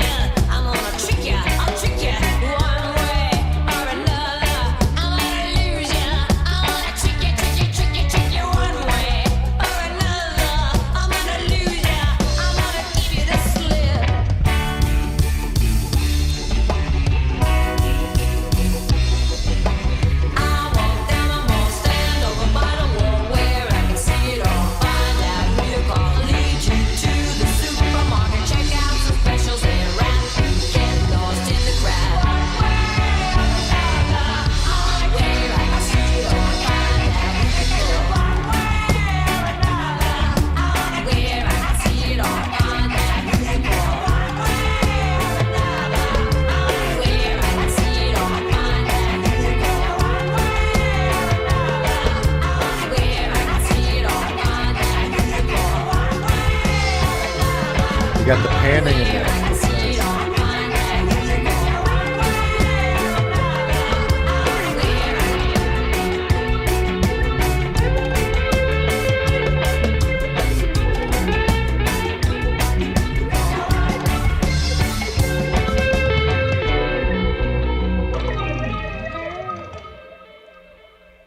Yeah, that panning was all you, man. Once you pointed that out, I had to put that in. Oh, shit.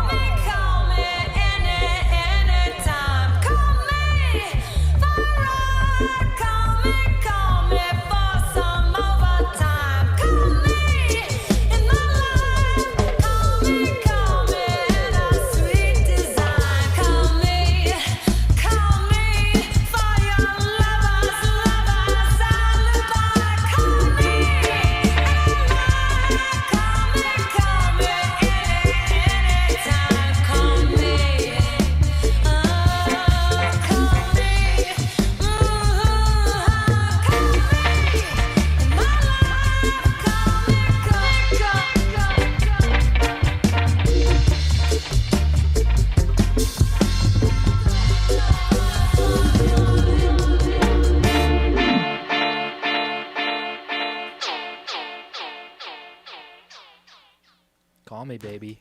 Hell yeah. Oh, Yep. man.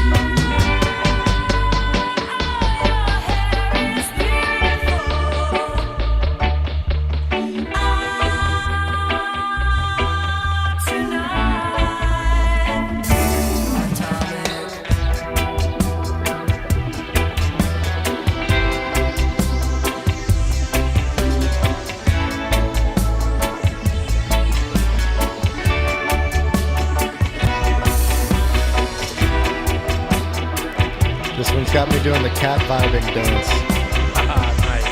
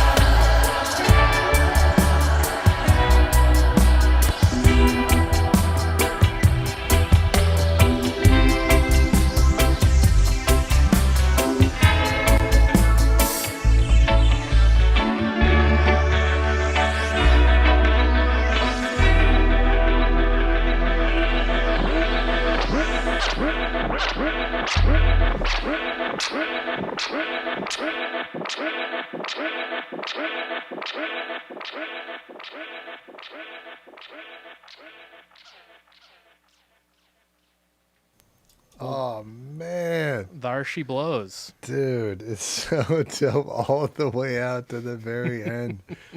Oh man, Yeah. that one like It was good stuff. Turned out good.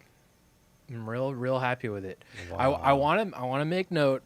There was Yeah. some encoding issues on this master of Atomic that I have since interesting. fixed. So I've got to basically update the audio files for these videos. But the masters that you'll hear on Bandcamp are slightly different. There's some encoding stuff I had to fix, and some you could probably hear there's quite a bit of tape hiss on this one that I dampened down a little bit more on the final masters that I wound up going with. But so the YouTube version of this album might be like slightly different for any of the nerds out there, but they are out there they are out there for sure. And yeah, what are I'm gonna say outright. Yeah. Me and Brandon had a talk recently where he pointed out some stuff in the base of Five Finger Dub Punch or whatever the fuck that was called. The Kung Fu one. Kung Fu one. Yeah. That I kind of missed the mark on some bass stuff, and I went back and listened to it, and I had to agree with him. I was like, fuck, he's totally right. I kind of dropped the ball on a couple things. So be totally honest. What do you think? Is that aspect any better this time around? Yeah, in these headphones. Yeah. Yeah. Yeah. It sounded great. I mean, every time that I wanted to listen to what the bass was doing, there it was. Yeah. I mean, in terms of like, if that's gonna hit on a sound system, the way that it should, or what, I Yeah, it's can't hard tell to in tell. these headphones. Yeah, I don't know, exactly. but yeah, it's and I'm sure if you paid attention to it and specifically were paying attention to that and addressing it, I'm sure it's perfect. Yeah, I really was, because the last thing I want to do is, get someone of your caliber to play on my music and to play on our music now, and for you not to be 100% satisfied with how I treat your stuff. So Well, you know how it is, man. We are never satisfied. it's true. It's one of those things that it was a really whatever you pointed out, it was really helpful for me, which is another thing we've talked about with this album or with this project, is just like, you know, even when I put stuff out that admittedly might have some flaws in it, I try and be really open to, you know, any kind of feedback, good or bad, because it's only going to help me not make that mistake again, on the next one. So, always, anybody in the chat, anybody watching this, listening to this, if I put out an album and you don't love it and you got reasons why, show me the receipts. I want to know, because I want to make these really good. They're worth being really, really good. That being said, I think this one turned out really great. I'm really, really happy with it. I'm excited we got to do this again for the 31st time. We've done a fucking EP. Yeah, that's great, man. Congratulations. Yeah, so the other thing I want to do is, while we're here,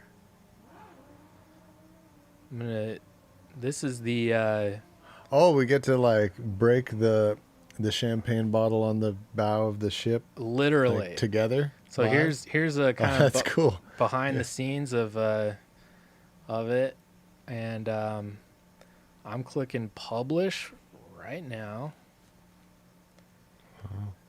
Congrats, Blondie's now published. Anybody watching this? It's live. It is live. Go check it out. I think tomorrow's Bandcamp Friday. Oh yeah, look at that. Bandcamp Friday starts in a couple hours. So most of you will probably get that email that this is out in the morning.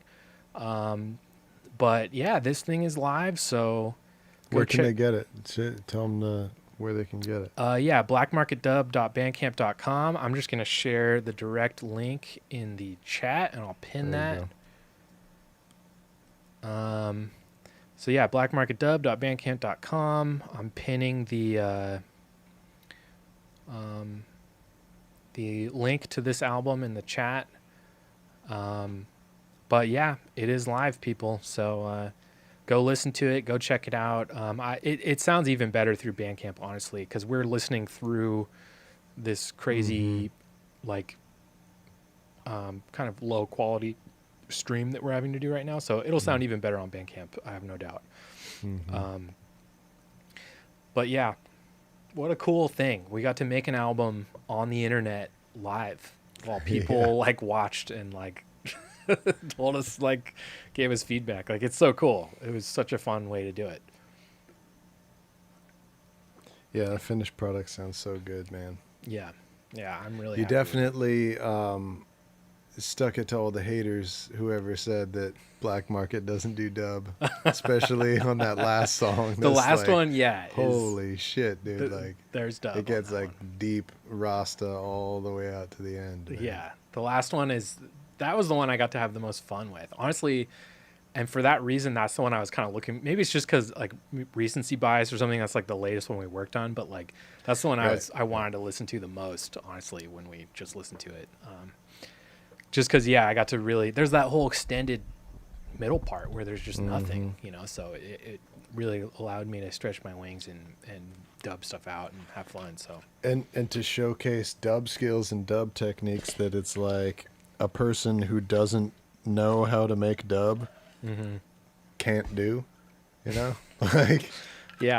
all that delay trickery and Yeah, You're showcasing and proving one. If you ever had any doubt, Nathaniel Bridges knows how to play a delay. yeah. You know, Thank you. knows how to play a console. I appreciate that. Yeah.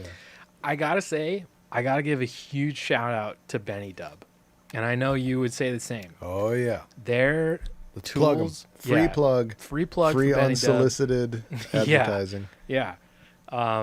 Benny Dub makes just the most incredible. You should show their Yeah. things on your thing. Yeah, See. let me switch to my other camera so you can kind of see. So this is kind of my newest one. This is their digital echo delay, and I want this so badly. it's so much fun. It's kind of hard to see in this light exactly all the parameters, but basically there's an LFO here, which I don't really use, to be honest. There's a beat multiplier. I saw you using that one. That is the one I use the most. That's huge. That's the coolest one. Because That's huge. basically this knob on the far end, this is the BPM knob. So this allows you to like match the tempo of the song, right? And then if you engage this beat multiply switch, it's either linear or quantized, and it looks like I have the quantized one in so that it really like locks into the BPM that I have. Right. But basically Various, you can values. Yeah, you can adjust the BPM or the beat multiply. So at that tempo, does it multiply by like really quickly, or very long?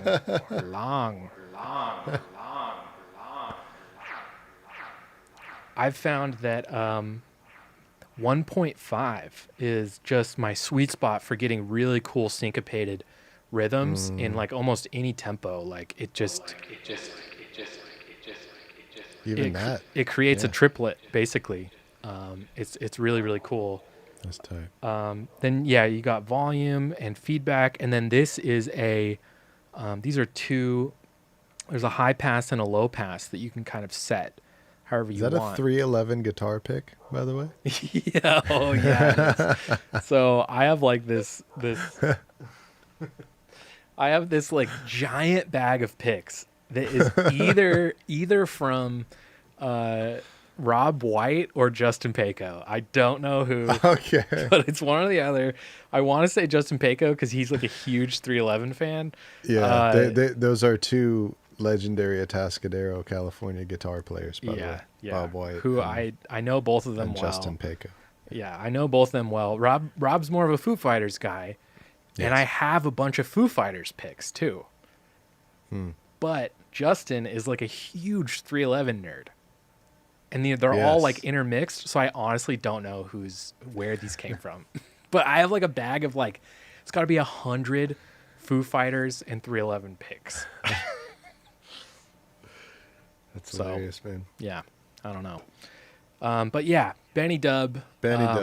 Holy shit, have they changed the way I work on this material. Basically, like, I have 3 of their units, and the Digital Echo probably being my favorite of the 3, and right behind it being the Spring. Mm-hmm. Now That's that the one I have. Yeah, you have the newer one though, which I think is better. The newer I have one's a newer even better version than you do. That's true. That's true. Yeah, without these units, it's totally changed my sound. It's been a paradigm shift in the way I make this stuff, and the way it's crucial for me now that I'm doing all these dubs out of the box, to have something tactile and easy to use, and that it's literally made with dub in mind. This isn't a guitar pedal. Right, Yeah. This is not a guitar pedal.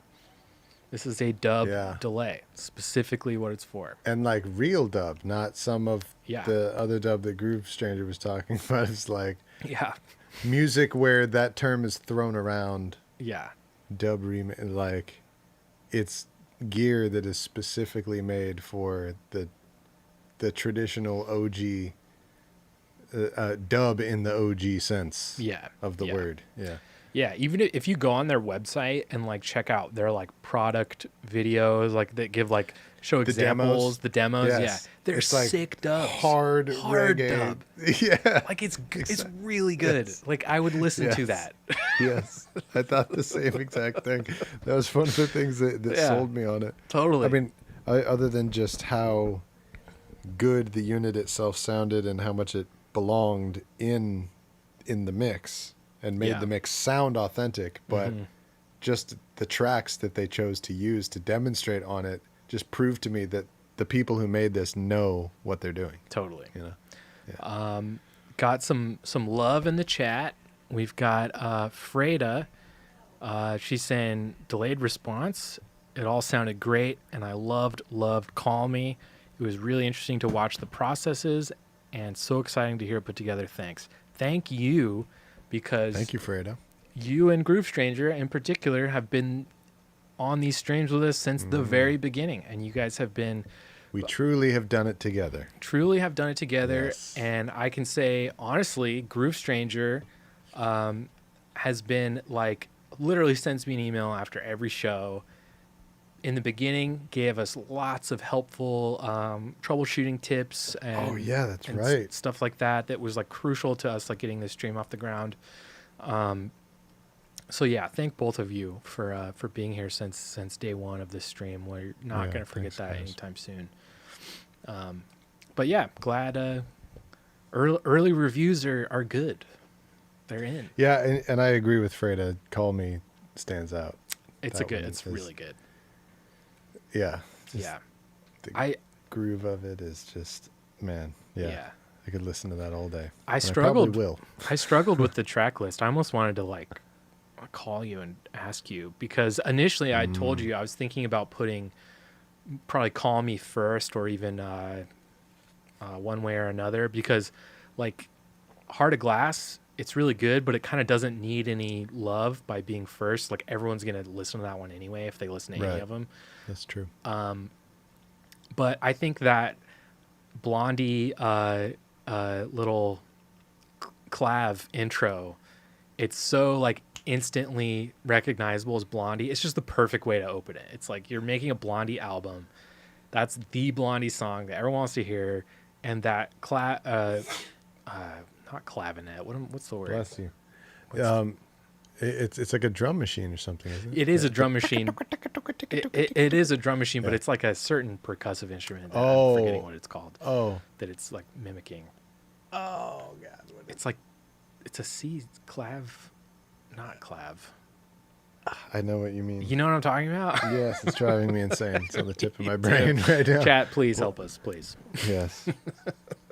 Anyway, Yeah, yeah, what is it called? it's so recognizable that it's just a good way to start it off. And I already knew Atomic was going to be last in. Yeah, it's the same thing that starts off Joy and Pain by Maze featuring Frankie Beverly. yeah, totally. Which is that still your biggest song on your channel? Well, I did We Are One, so Joy Oh, and that- Pain is another song by them. That's but, another song, right, yeah, right, but right. yes, that still is the most. I love It's that. gotten the strongest reception of any Wise Owl song at all, I think. Wild. Yeah.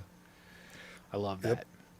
And all right, transitioning to Wise Owl because Yes. you guys have also been along with us through Brandon's journey of all this shit he's been making this summer, multiple songs he's been doing this summer, and the most recent of which is the Talking Heads cover, Heaven. So we talked about it a little bit before the stream started.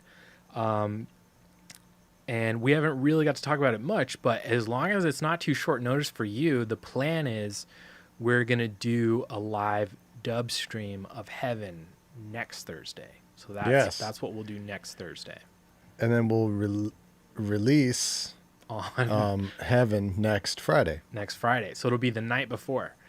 Yes. And yeah, right. And so you will do a dub version of the song like you do for all of my songs. And next Thursday on the stream, we're going to get to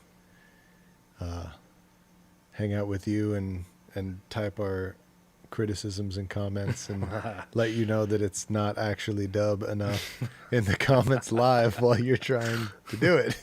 Okay, so I almost feel like I should start doing this, but I feel like I'm so deep into black market at this point, and I've never done it before that it's like, why now? I almost feel like I should do just like you do. You do like a straight version of the song, maybe with dub elements, but like it's not a dub version. Oh. And then you release another dub version, right? That's interesting. So I could if you I never have done that before. I've never done that, and that would kind of scratch that itch for a lot of people who say it's not dub enough. And then okay. If you're just joining the stream, there's an inside joke at this point, because earlier in the stream, Nate was telling a story about when an internet commenter said that, and it stuck with him ever since then. I was confessing my insecurities. Change everything that you do about your entire career just to combat a single negative comment from 4 years ago. The feelings that linger from one internet comment. I mean, it could end up like producing the best and most fruitful period of your career. Possibly. And the origin of it was you combating against one single comment. Maybe that's how it happens for you. I don't know. Yeah. I may be wrong, but I feel like you probably don't need to make career-wide decisions based on that one comment. No, you're right. But, I have thought about that because you do that and it's cool.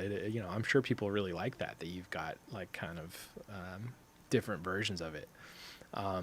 But anyway, yeah, you're right. I probably won't do that. And at this point, there's fucking like 150 plus black market tracks. And it's like, why now? But there's something to what you're saying for sure, man. That's really cool. Cause like, especially given, so I don't make my versions in one live pass like you do. Right.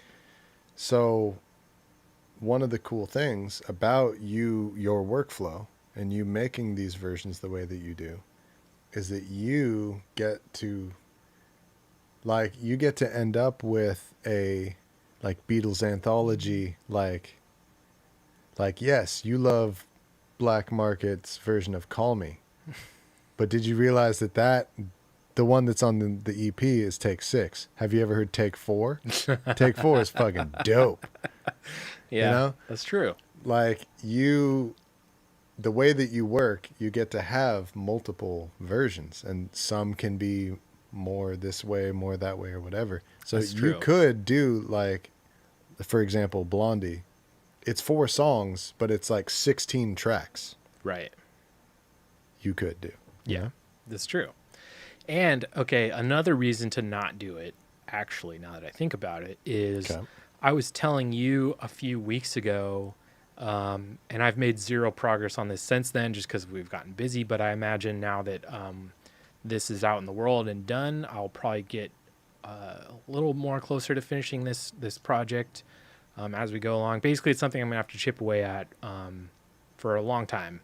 But I'm going through the Christmas. No. Oh, no. I'm going through every single one of my albums, and I'm printing off all the stems for every single one, so that I can start performing them live. Oh yeah. Okay. Yeah. Okay. So this is exciting. And this is something I've wanted to do for a really long time. And now with streaming, for a long time I put it off because I was like, what am I going to do? Book a fucking show and play with what? Like, I'm not going to bring my console. I couldn't, like, I'd have to have some hybrid setup or buy a live setup or something. And it just was like, I just didn't, it wasn't something I really felt like putting the effort into because I didn't even know if I could make it work or not. I don't know. I never was enthusiastic enough about it. But basically what I'm doing now is album by album, I'm going to go through and print stems for every single album. I'm going to level match everything. And I'm essentially going to build a live set that I'm going to be able to do. Like, I'm not going to do a whole album. I'm going to build like a set Like it'll be like Beach Boys, Bowie, Clash, Twilight Zone, like whatever. Like I'll build a set like that. And Fuck yeah. I don't know where I'll do it at. I might do it on Bandcamp. I might do it here. I might do it on the Reddit thing because that's really Oh, so you're popular. gonna perform on Yeah. streaming Yeah, performances? I'll just do Oh, a stream performance. there you go. Yeah. Yeah. See that? Okay, I see what you mean. Yeah. That's the other way to go, which is like BBC Sessions version Totally. of your stuff. So Yeah. when you release an EP, I like how we're like this is what we do when we're not on the stream. We just like discuss various ideas and like career strategies. Yeah, and you're shit. you're And in we're on just doing it people. in public now. It's fine. But yeah, like you so every time you release an EP, it is the way that you've been doing it, which is there's one version of each song. Yep. The best one. Mm-hmm. The one that you like the best, the Yep. one that you feel you really nailed, the one that is like the strongest execution of the idea. Mm-hmm. And but then there can now be other versions that are part of this Yeah. show. It'll be like, have you heard the Reddit set Yeah. from September? Black Market in Rio 2015. Yeah. Yeah, that's the idea. Is because I've seen these like Reddit performances where like it'll be like some dude like with two turntables and a microphone. On a microphone. Yeah. and he'll just be like playing like a dubstep set for like hours, and I'm Yeah. like, fuck, I have hours of material, like I could do that, like if people liked it, you know, which I feel like my stuff's at least gimmicky enough for people to be will like it. curious. Yes. So yeah, it would be a way to get Black Market into a wider audience, and in turn get some more people to come hang out with us on these streams, because that would be kind of the one thing I'd be pushing a lot is to come subscribe to this channel so we could start getting some more viewers. I don't know if Grooves Changer and Freda want anybody else hanging out with us. What do you think? That's Would you guys true. get too jealous? I Would you hope- be too jealous if there were other people hanging out on the stream with us? I hope not, because you guys would be, I'd make you guys like the moderators or something. I think I have the power yeah. to do that. I think I could do that. So you guys would be the bouncers. You could kick Bouncers. people out. Yep. Hold the list. Hold the clipboard. Exactly. But yeah, thinking out loud, it'll be a long time before I'm able to do that, especially because like every month I'm going to make a new album that I also will have to do this for. So it's like, it's just like constant work I'll have to do in order to do it. So I've As if it's your job. yeah, it should be. It's going to be. It is kind of, actually. Well, the thing that makes it be like that for us and lets us live the lives that resemble people and our brothers and sisters is supporters on the Patreon. Yes. That's what lets us have peace of mind knowing that We're we praying can eat food and still live where we live. praying to the as we- patron saint of Patreon. Please, Saint Jesus, Patron. Patreon, Saint Patreon, please bless us with more Saint patrons. Pat Rion. Yeah. Yeah, Brandon's right. We cannot do this without more support. We love all of our patrons. We've got 32, I think, 35 maybe, about. Wow, that's oh my gosh, that's Yeah. so cool. Which is awesome, and not counting our Bandcamp subscribers. So we've got over 40 subscribers, which is fucking awesome. But to make this sustainable, we gotta increase our share of Patreon. That's the only way we're gonna make this work. And I don't think Brandon was gonna bring this up, but I feel compelled to bring it up. This is not some way to make you feel bad for us and to get you to join our Patreon or whatever. This is the reality of being a musician.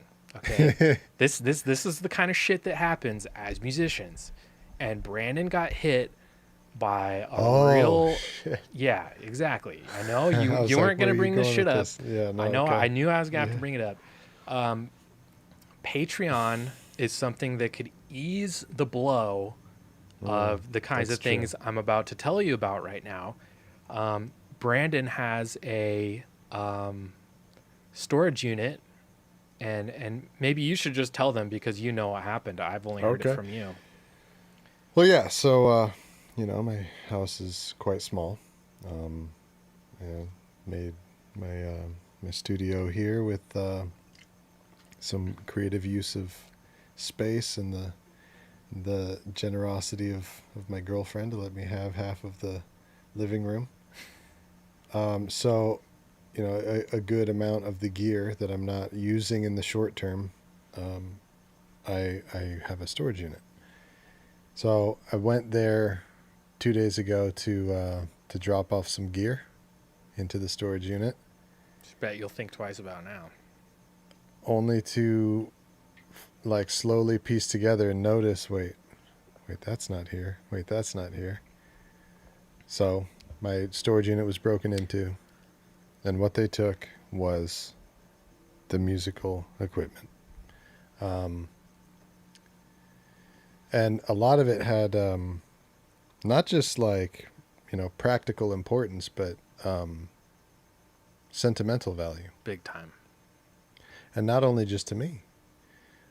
So one of the things that was stolen was my first guitar, my first electric guitar that I ever owned, that I still use on some of the Wise Owl recordings, that I like saved my allowance and bought when I was a teenager. Um, um, I just realized today, it took me a couple days to realize that one of the things was stolen was the Dean Dobro that belonged to our teacher, Wallace. That sucks. And and also an instrument that I was holding on to for a friend of ours who's from Atascadero, who we grew up with. He moved to New York City to be a doctor. He's a doctor. He's an emergency room doctor, and he couldn't take.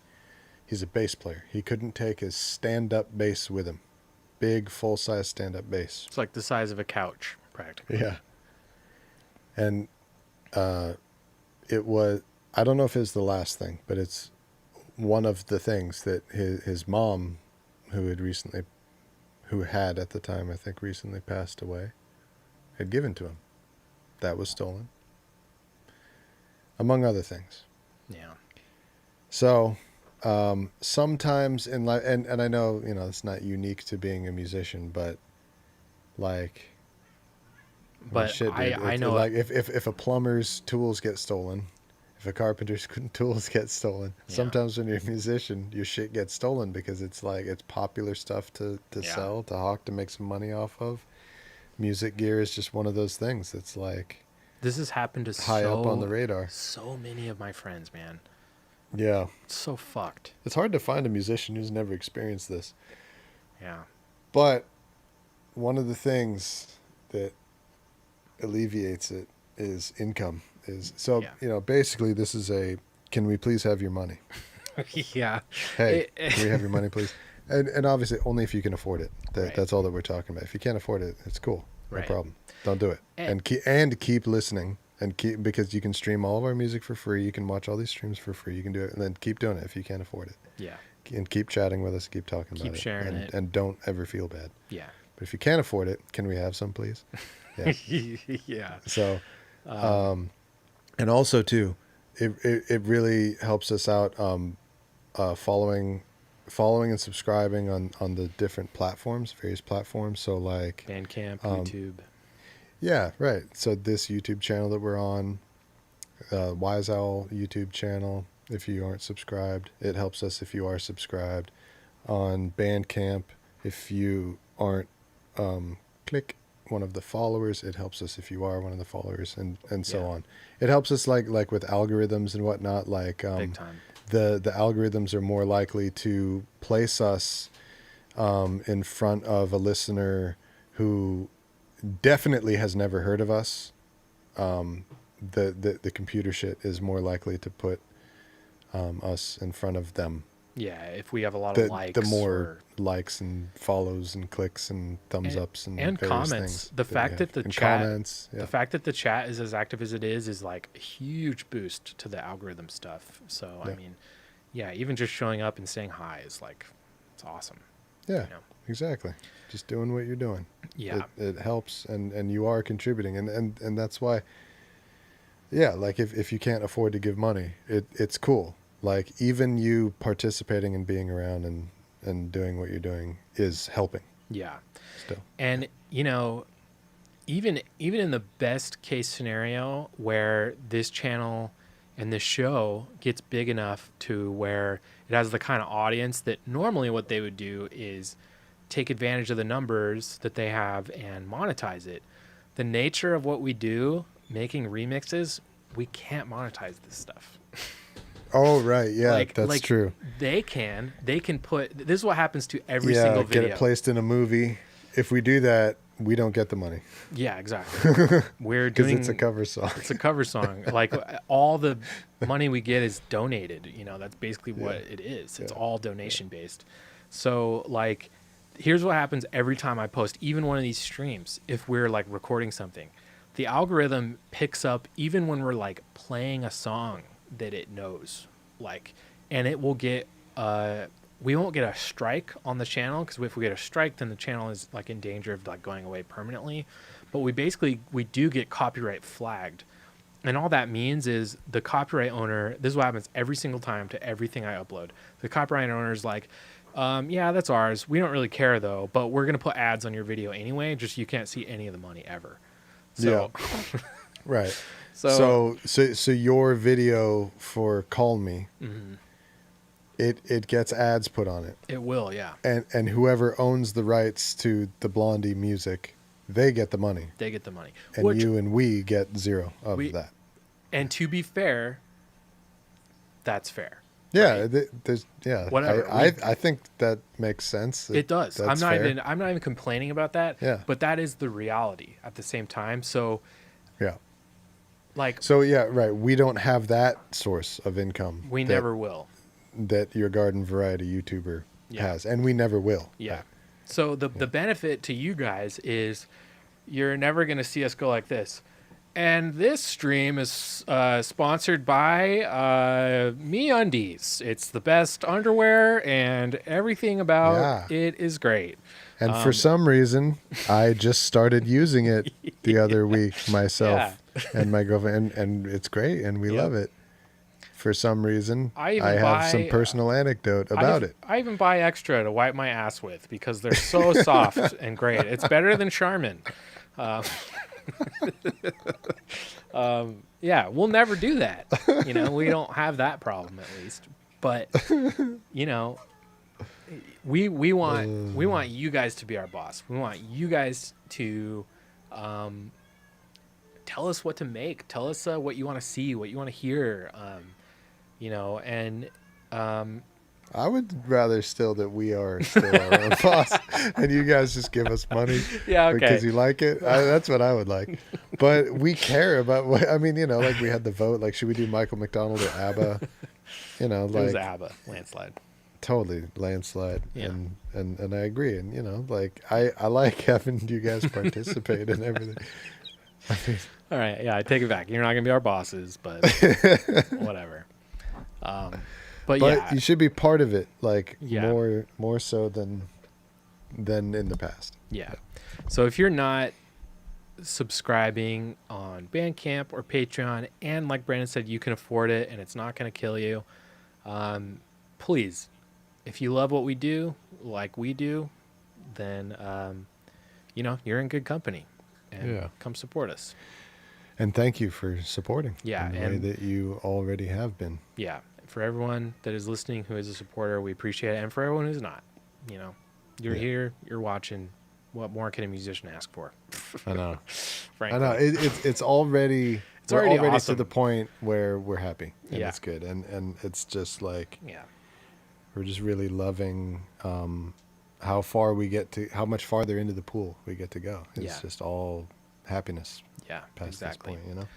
Yeah, and I want to add, anybody watching this in LA, um, if you come across any Oh, of okay. this gear that Brandon described, I don't know, at a pawn shop, on Craigslist, on Reverb, on eBay, whatever, I don't know, please say something. I mean, that's really, at this point, that's our only recourse, like, to potentially get some of this back for him. Like, the cops, I don't know if you've gotten involved that far yet, but usually, Yes. Yep. yeah, Police report. Yep. yeah, Everything. usually it's, I spent 2 days at the place, like reviewing dude, the manager, the employee at the public storage place. She was so freaking cool. oh man, she probably And felt bad.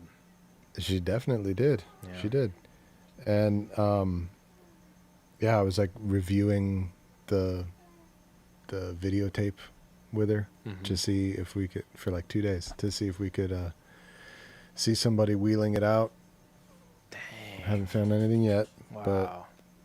the investigation is ongoing. But yeah, there's two red Ibanez guitars, double humbucker style guitars, a Fender jazz bass, active jazz bass, the body which is all black pick guard, black body, everything. And a stand-up bass. It's kind of like a light brown color. It's not the deep natural wood that you usually see with a stand-up bass. Mhm. The neck is like really light, almost white colored wood, Wow. and the body is painted kind of like a tan color. It's pretty Wow. distinctive. Yeah. And that Dean, the company that made it is called Dean. It's a dobro guitar, so it has like a big metal. It looks like an acoustic guitar, but it has a big metal circular piece Yeah. underneath the strings. Yep. Ugh. Yep. Makes me sick when this happens, dude. I hate it. Yeah, and thank you, Groove Stranger. He says brutal. Sorry to hear that. Yeah. Me too. Freda's saying some nice stuff. She says, I think your skills are obvious. No, your skills and obvious love of music deserves a wider audience. Oh, Thank thank you, you. Freda. Yeah. Groove Stranger with much more advice still coming in and input helping us out Okay. to be better streamers. all of our stuff on being better at streaming that we learn tends to come from Groove Stranger. You may want to consider Twitch. Mm. Big DJ community there. Mm. And they don't have as heavy a copyright hammer as YouTube. That's a good point. That's nice. A lot of what we were talking about in terms of being flagged by copyrights Yeah. is like YouTube in particular and other Yeah, Google things is. are They're the way ones. stronger than a lot of other platforms. That's a Yeah. good point. Generally, you can stream whatever, but they mute music in the recorded show. Okay. So the rewatchability might go away, but at least while you're Yeah. watching the stream, which is how 90% of people are going to watch it, you know, Yeah. we can play whatever, which would be really nice. Yeah, I mean, it's there will definitely be you know, in the future we'll see, man. If this doesn't seem viable anymore, or if YouTube gives us problems, we'll definitely move the stream. Yeah. We may hop, we may Who move. cares? And yet another reason to make sure that you're subscribed and followed on the various platforms, because At least it Bandcamp. Like Yeah, just yeah. follow on Bandcamp. 'Cause Yeah, that's where I Bandcamp. post everything. definitely both Black Market and Wise Owl, our links are above our heads. Definitely make sure that you follow there, because through Bandcamp is the main way that we give out information to everybody that we want you to know. Something like, hey, we're not going to stream on YouTube anymore. We're going to stream over in this other place now. Right. Or whatever. Yeah. That's the main way that we let people know stuff. Yeah. And the other thing that we were talking about too is we're discussing. We realized tonight that when we start this stream, it's 2 a.m. in the UK.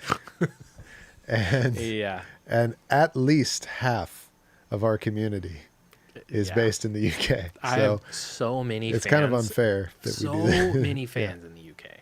So many. So, So that may change. we may change the time that we Yeah. do the streams live. So Yeah, that, what is the so that both and we're not just going to throw North America under the bus, but at a time when both Yeah. it's fair for both North America and the UK. Yeah, what's a time where West Coast, Central Time, East Coast, and the UK are like, And the rest of Europe too. And the rest of Much love Europe. to France and Spain and Yeah, everybody yeah. else who's over there. and Europe are awake at the same time. So Yeah. it'll probably be late in Europe, And early and earlier Yeah. here.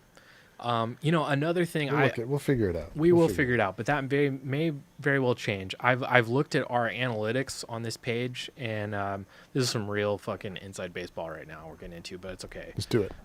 We talk about all of our plans and strategies in public now. Yes. That's So our whatever. deal. Starting now. Starting now.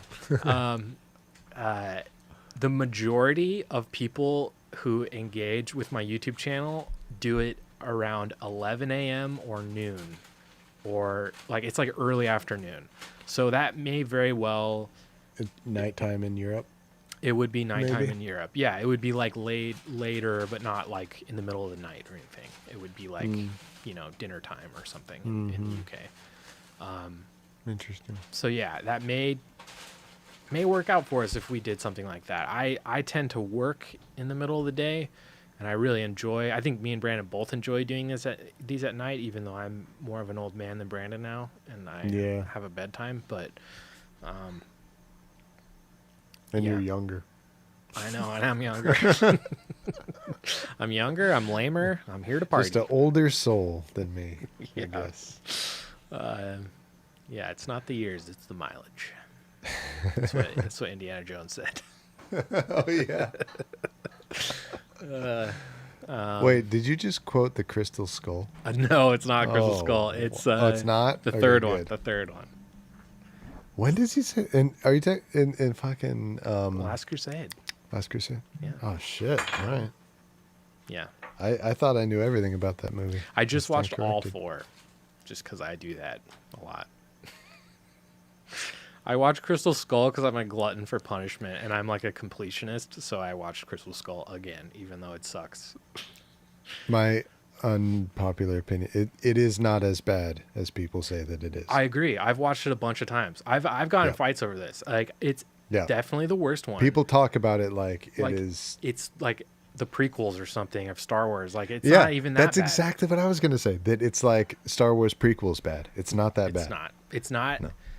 Doesn't hold The a candle. idea of it might be that bad. Like the audacity to even do it might Yeah. have been prequels bad, but the execution, It's fine. the final product is not that bad. It's not. Yeah. And Harrison Ford isn't too old or anything like that. Like, he looks fine. No, it makes perfect sense. Yeah. He's not the part of the movie that is the problem. It's like other stuff. But yeah, it's definitely the worst one, but it's still fucking Indiana Jones. Like, give me a break, dude. He's like the greatest screen hero ever. Like, come on. Anyway, that's another podcast. Tuesdays at 9:30, Indiana Jones talk with Brandon. Well, what do you say? Should we wrap this up? Sure. I think so. Yeah. So next week, the Talking Heads. Nice, quick fingers, man. Damn, you're like right with me. That's amazing. Yeah. See, those are dub skills, Mr. Reddit commenter, Yeah. whoever you are. Anonymous guy from 8 Yeah. years ago. 8 years. No, I haven't even been Damn. doing this for 8 years. Damn. It's probably 4. Okay. But yes, the Talking Heads Heaven podcast, and also I got to score a pointy hat and a noisemaker because it's also my birthday. Hell yeah. Stream. Wow. 2 birthday streams. Yeah. Fun. Yeah, do that. I'll wear mine as well. So next week is your birthday stream? Yeah, I mean it could have easily been this one or the next one. Okay. But I decided that I'll like Next week's a wise owl. make the next one be right because It's a we're wise owl doing day. my music, and Yeah. if we're gonna do something for my birthday, I want everyone to be paying attention to me. Me. Wait. Oh, me. That one. Turn the wrong knob. Me. Yeah. Well, that's what we'll do. We're gonna all pay attention to Brandon while I dub out the music. You're right, exactly. Well, we showcase your skills. Yeah. No. That's all right. But yeah, it's gonna be awesome. Yeah. It's gonna be a lot of fun. And So and yeah, then we'll people. release it. Yeah. Next week, Heaven stream. We're gonna be dubbing out Heaven live. Be super fun. Brandon's birthday. It's gonna be a big Wise Owl night. Night before he releases Heaven, which will be super cool. Yeah. Rest in peace, Lee Perry. You will forever be in our hearts and in our ears, my friend. Forever and ever and ever. Yeah. Thank you. Um, Thank you. Thank for you. everything. And also, last but not least, Blondie is out. Blondie's out. It's out. Go on Bandcamp right now. Listen to it. Download get it. it. Go get it. Get it, girl. Get. We're gonna do a Deliverance dub soon. Dubliverance. Deliverance. Dubliverance. Yeah. Yeah. Thank you everybody for watching, and Yeah. We love you. we Thank love you. We will see you next week. Thanks.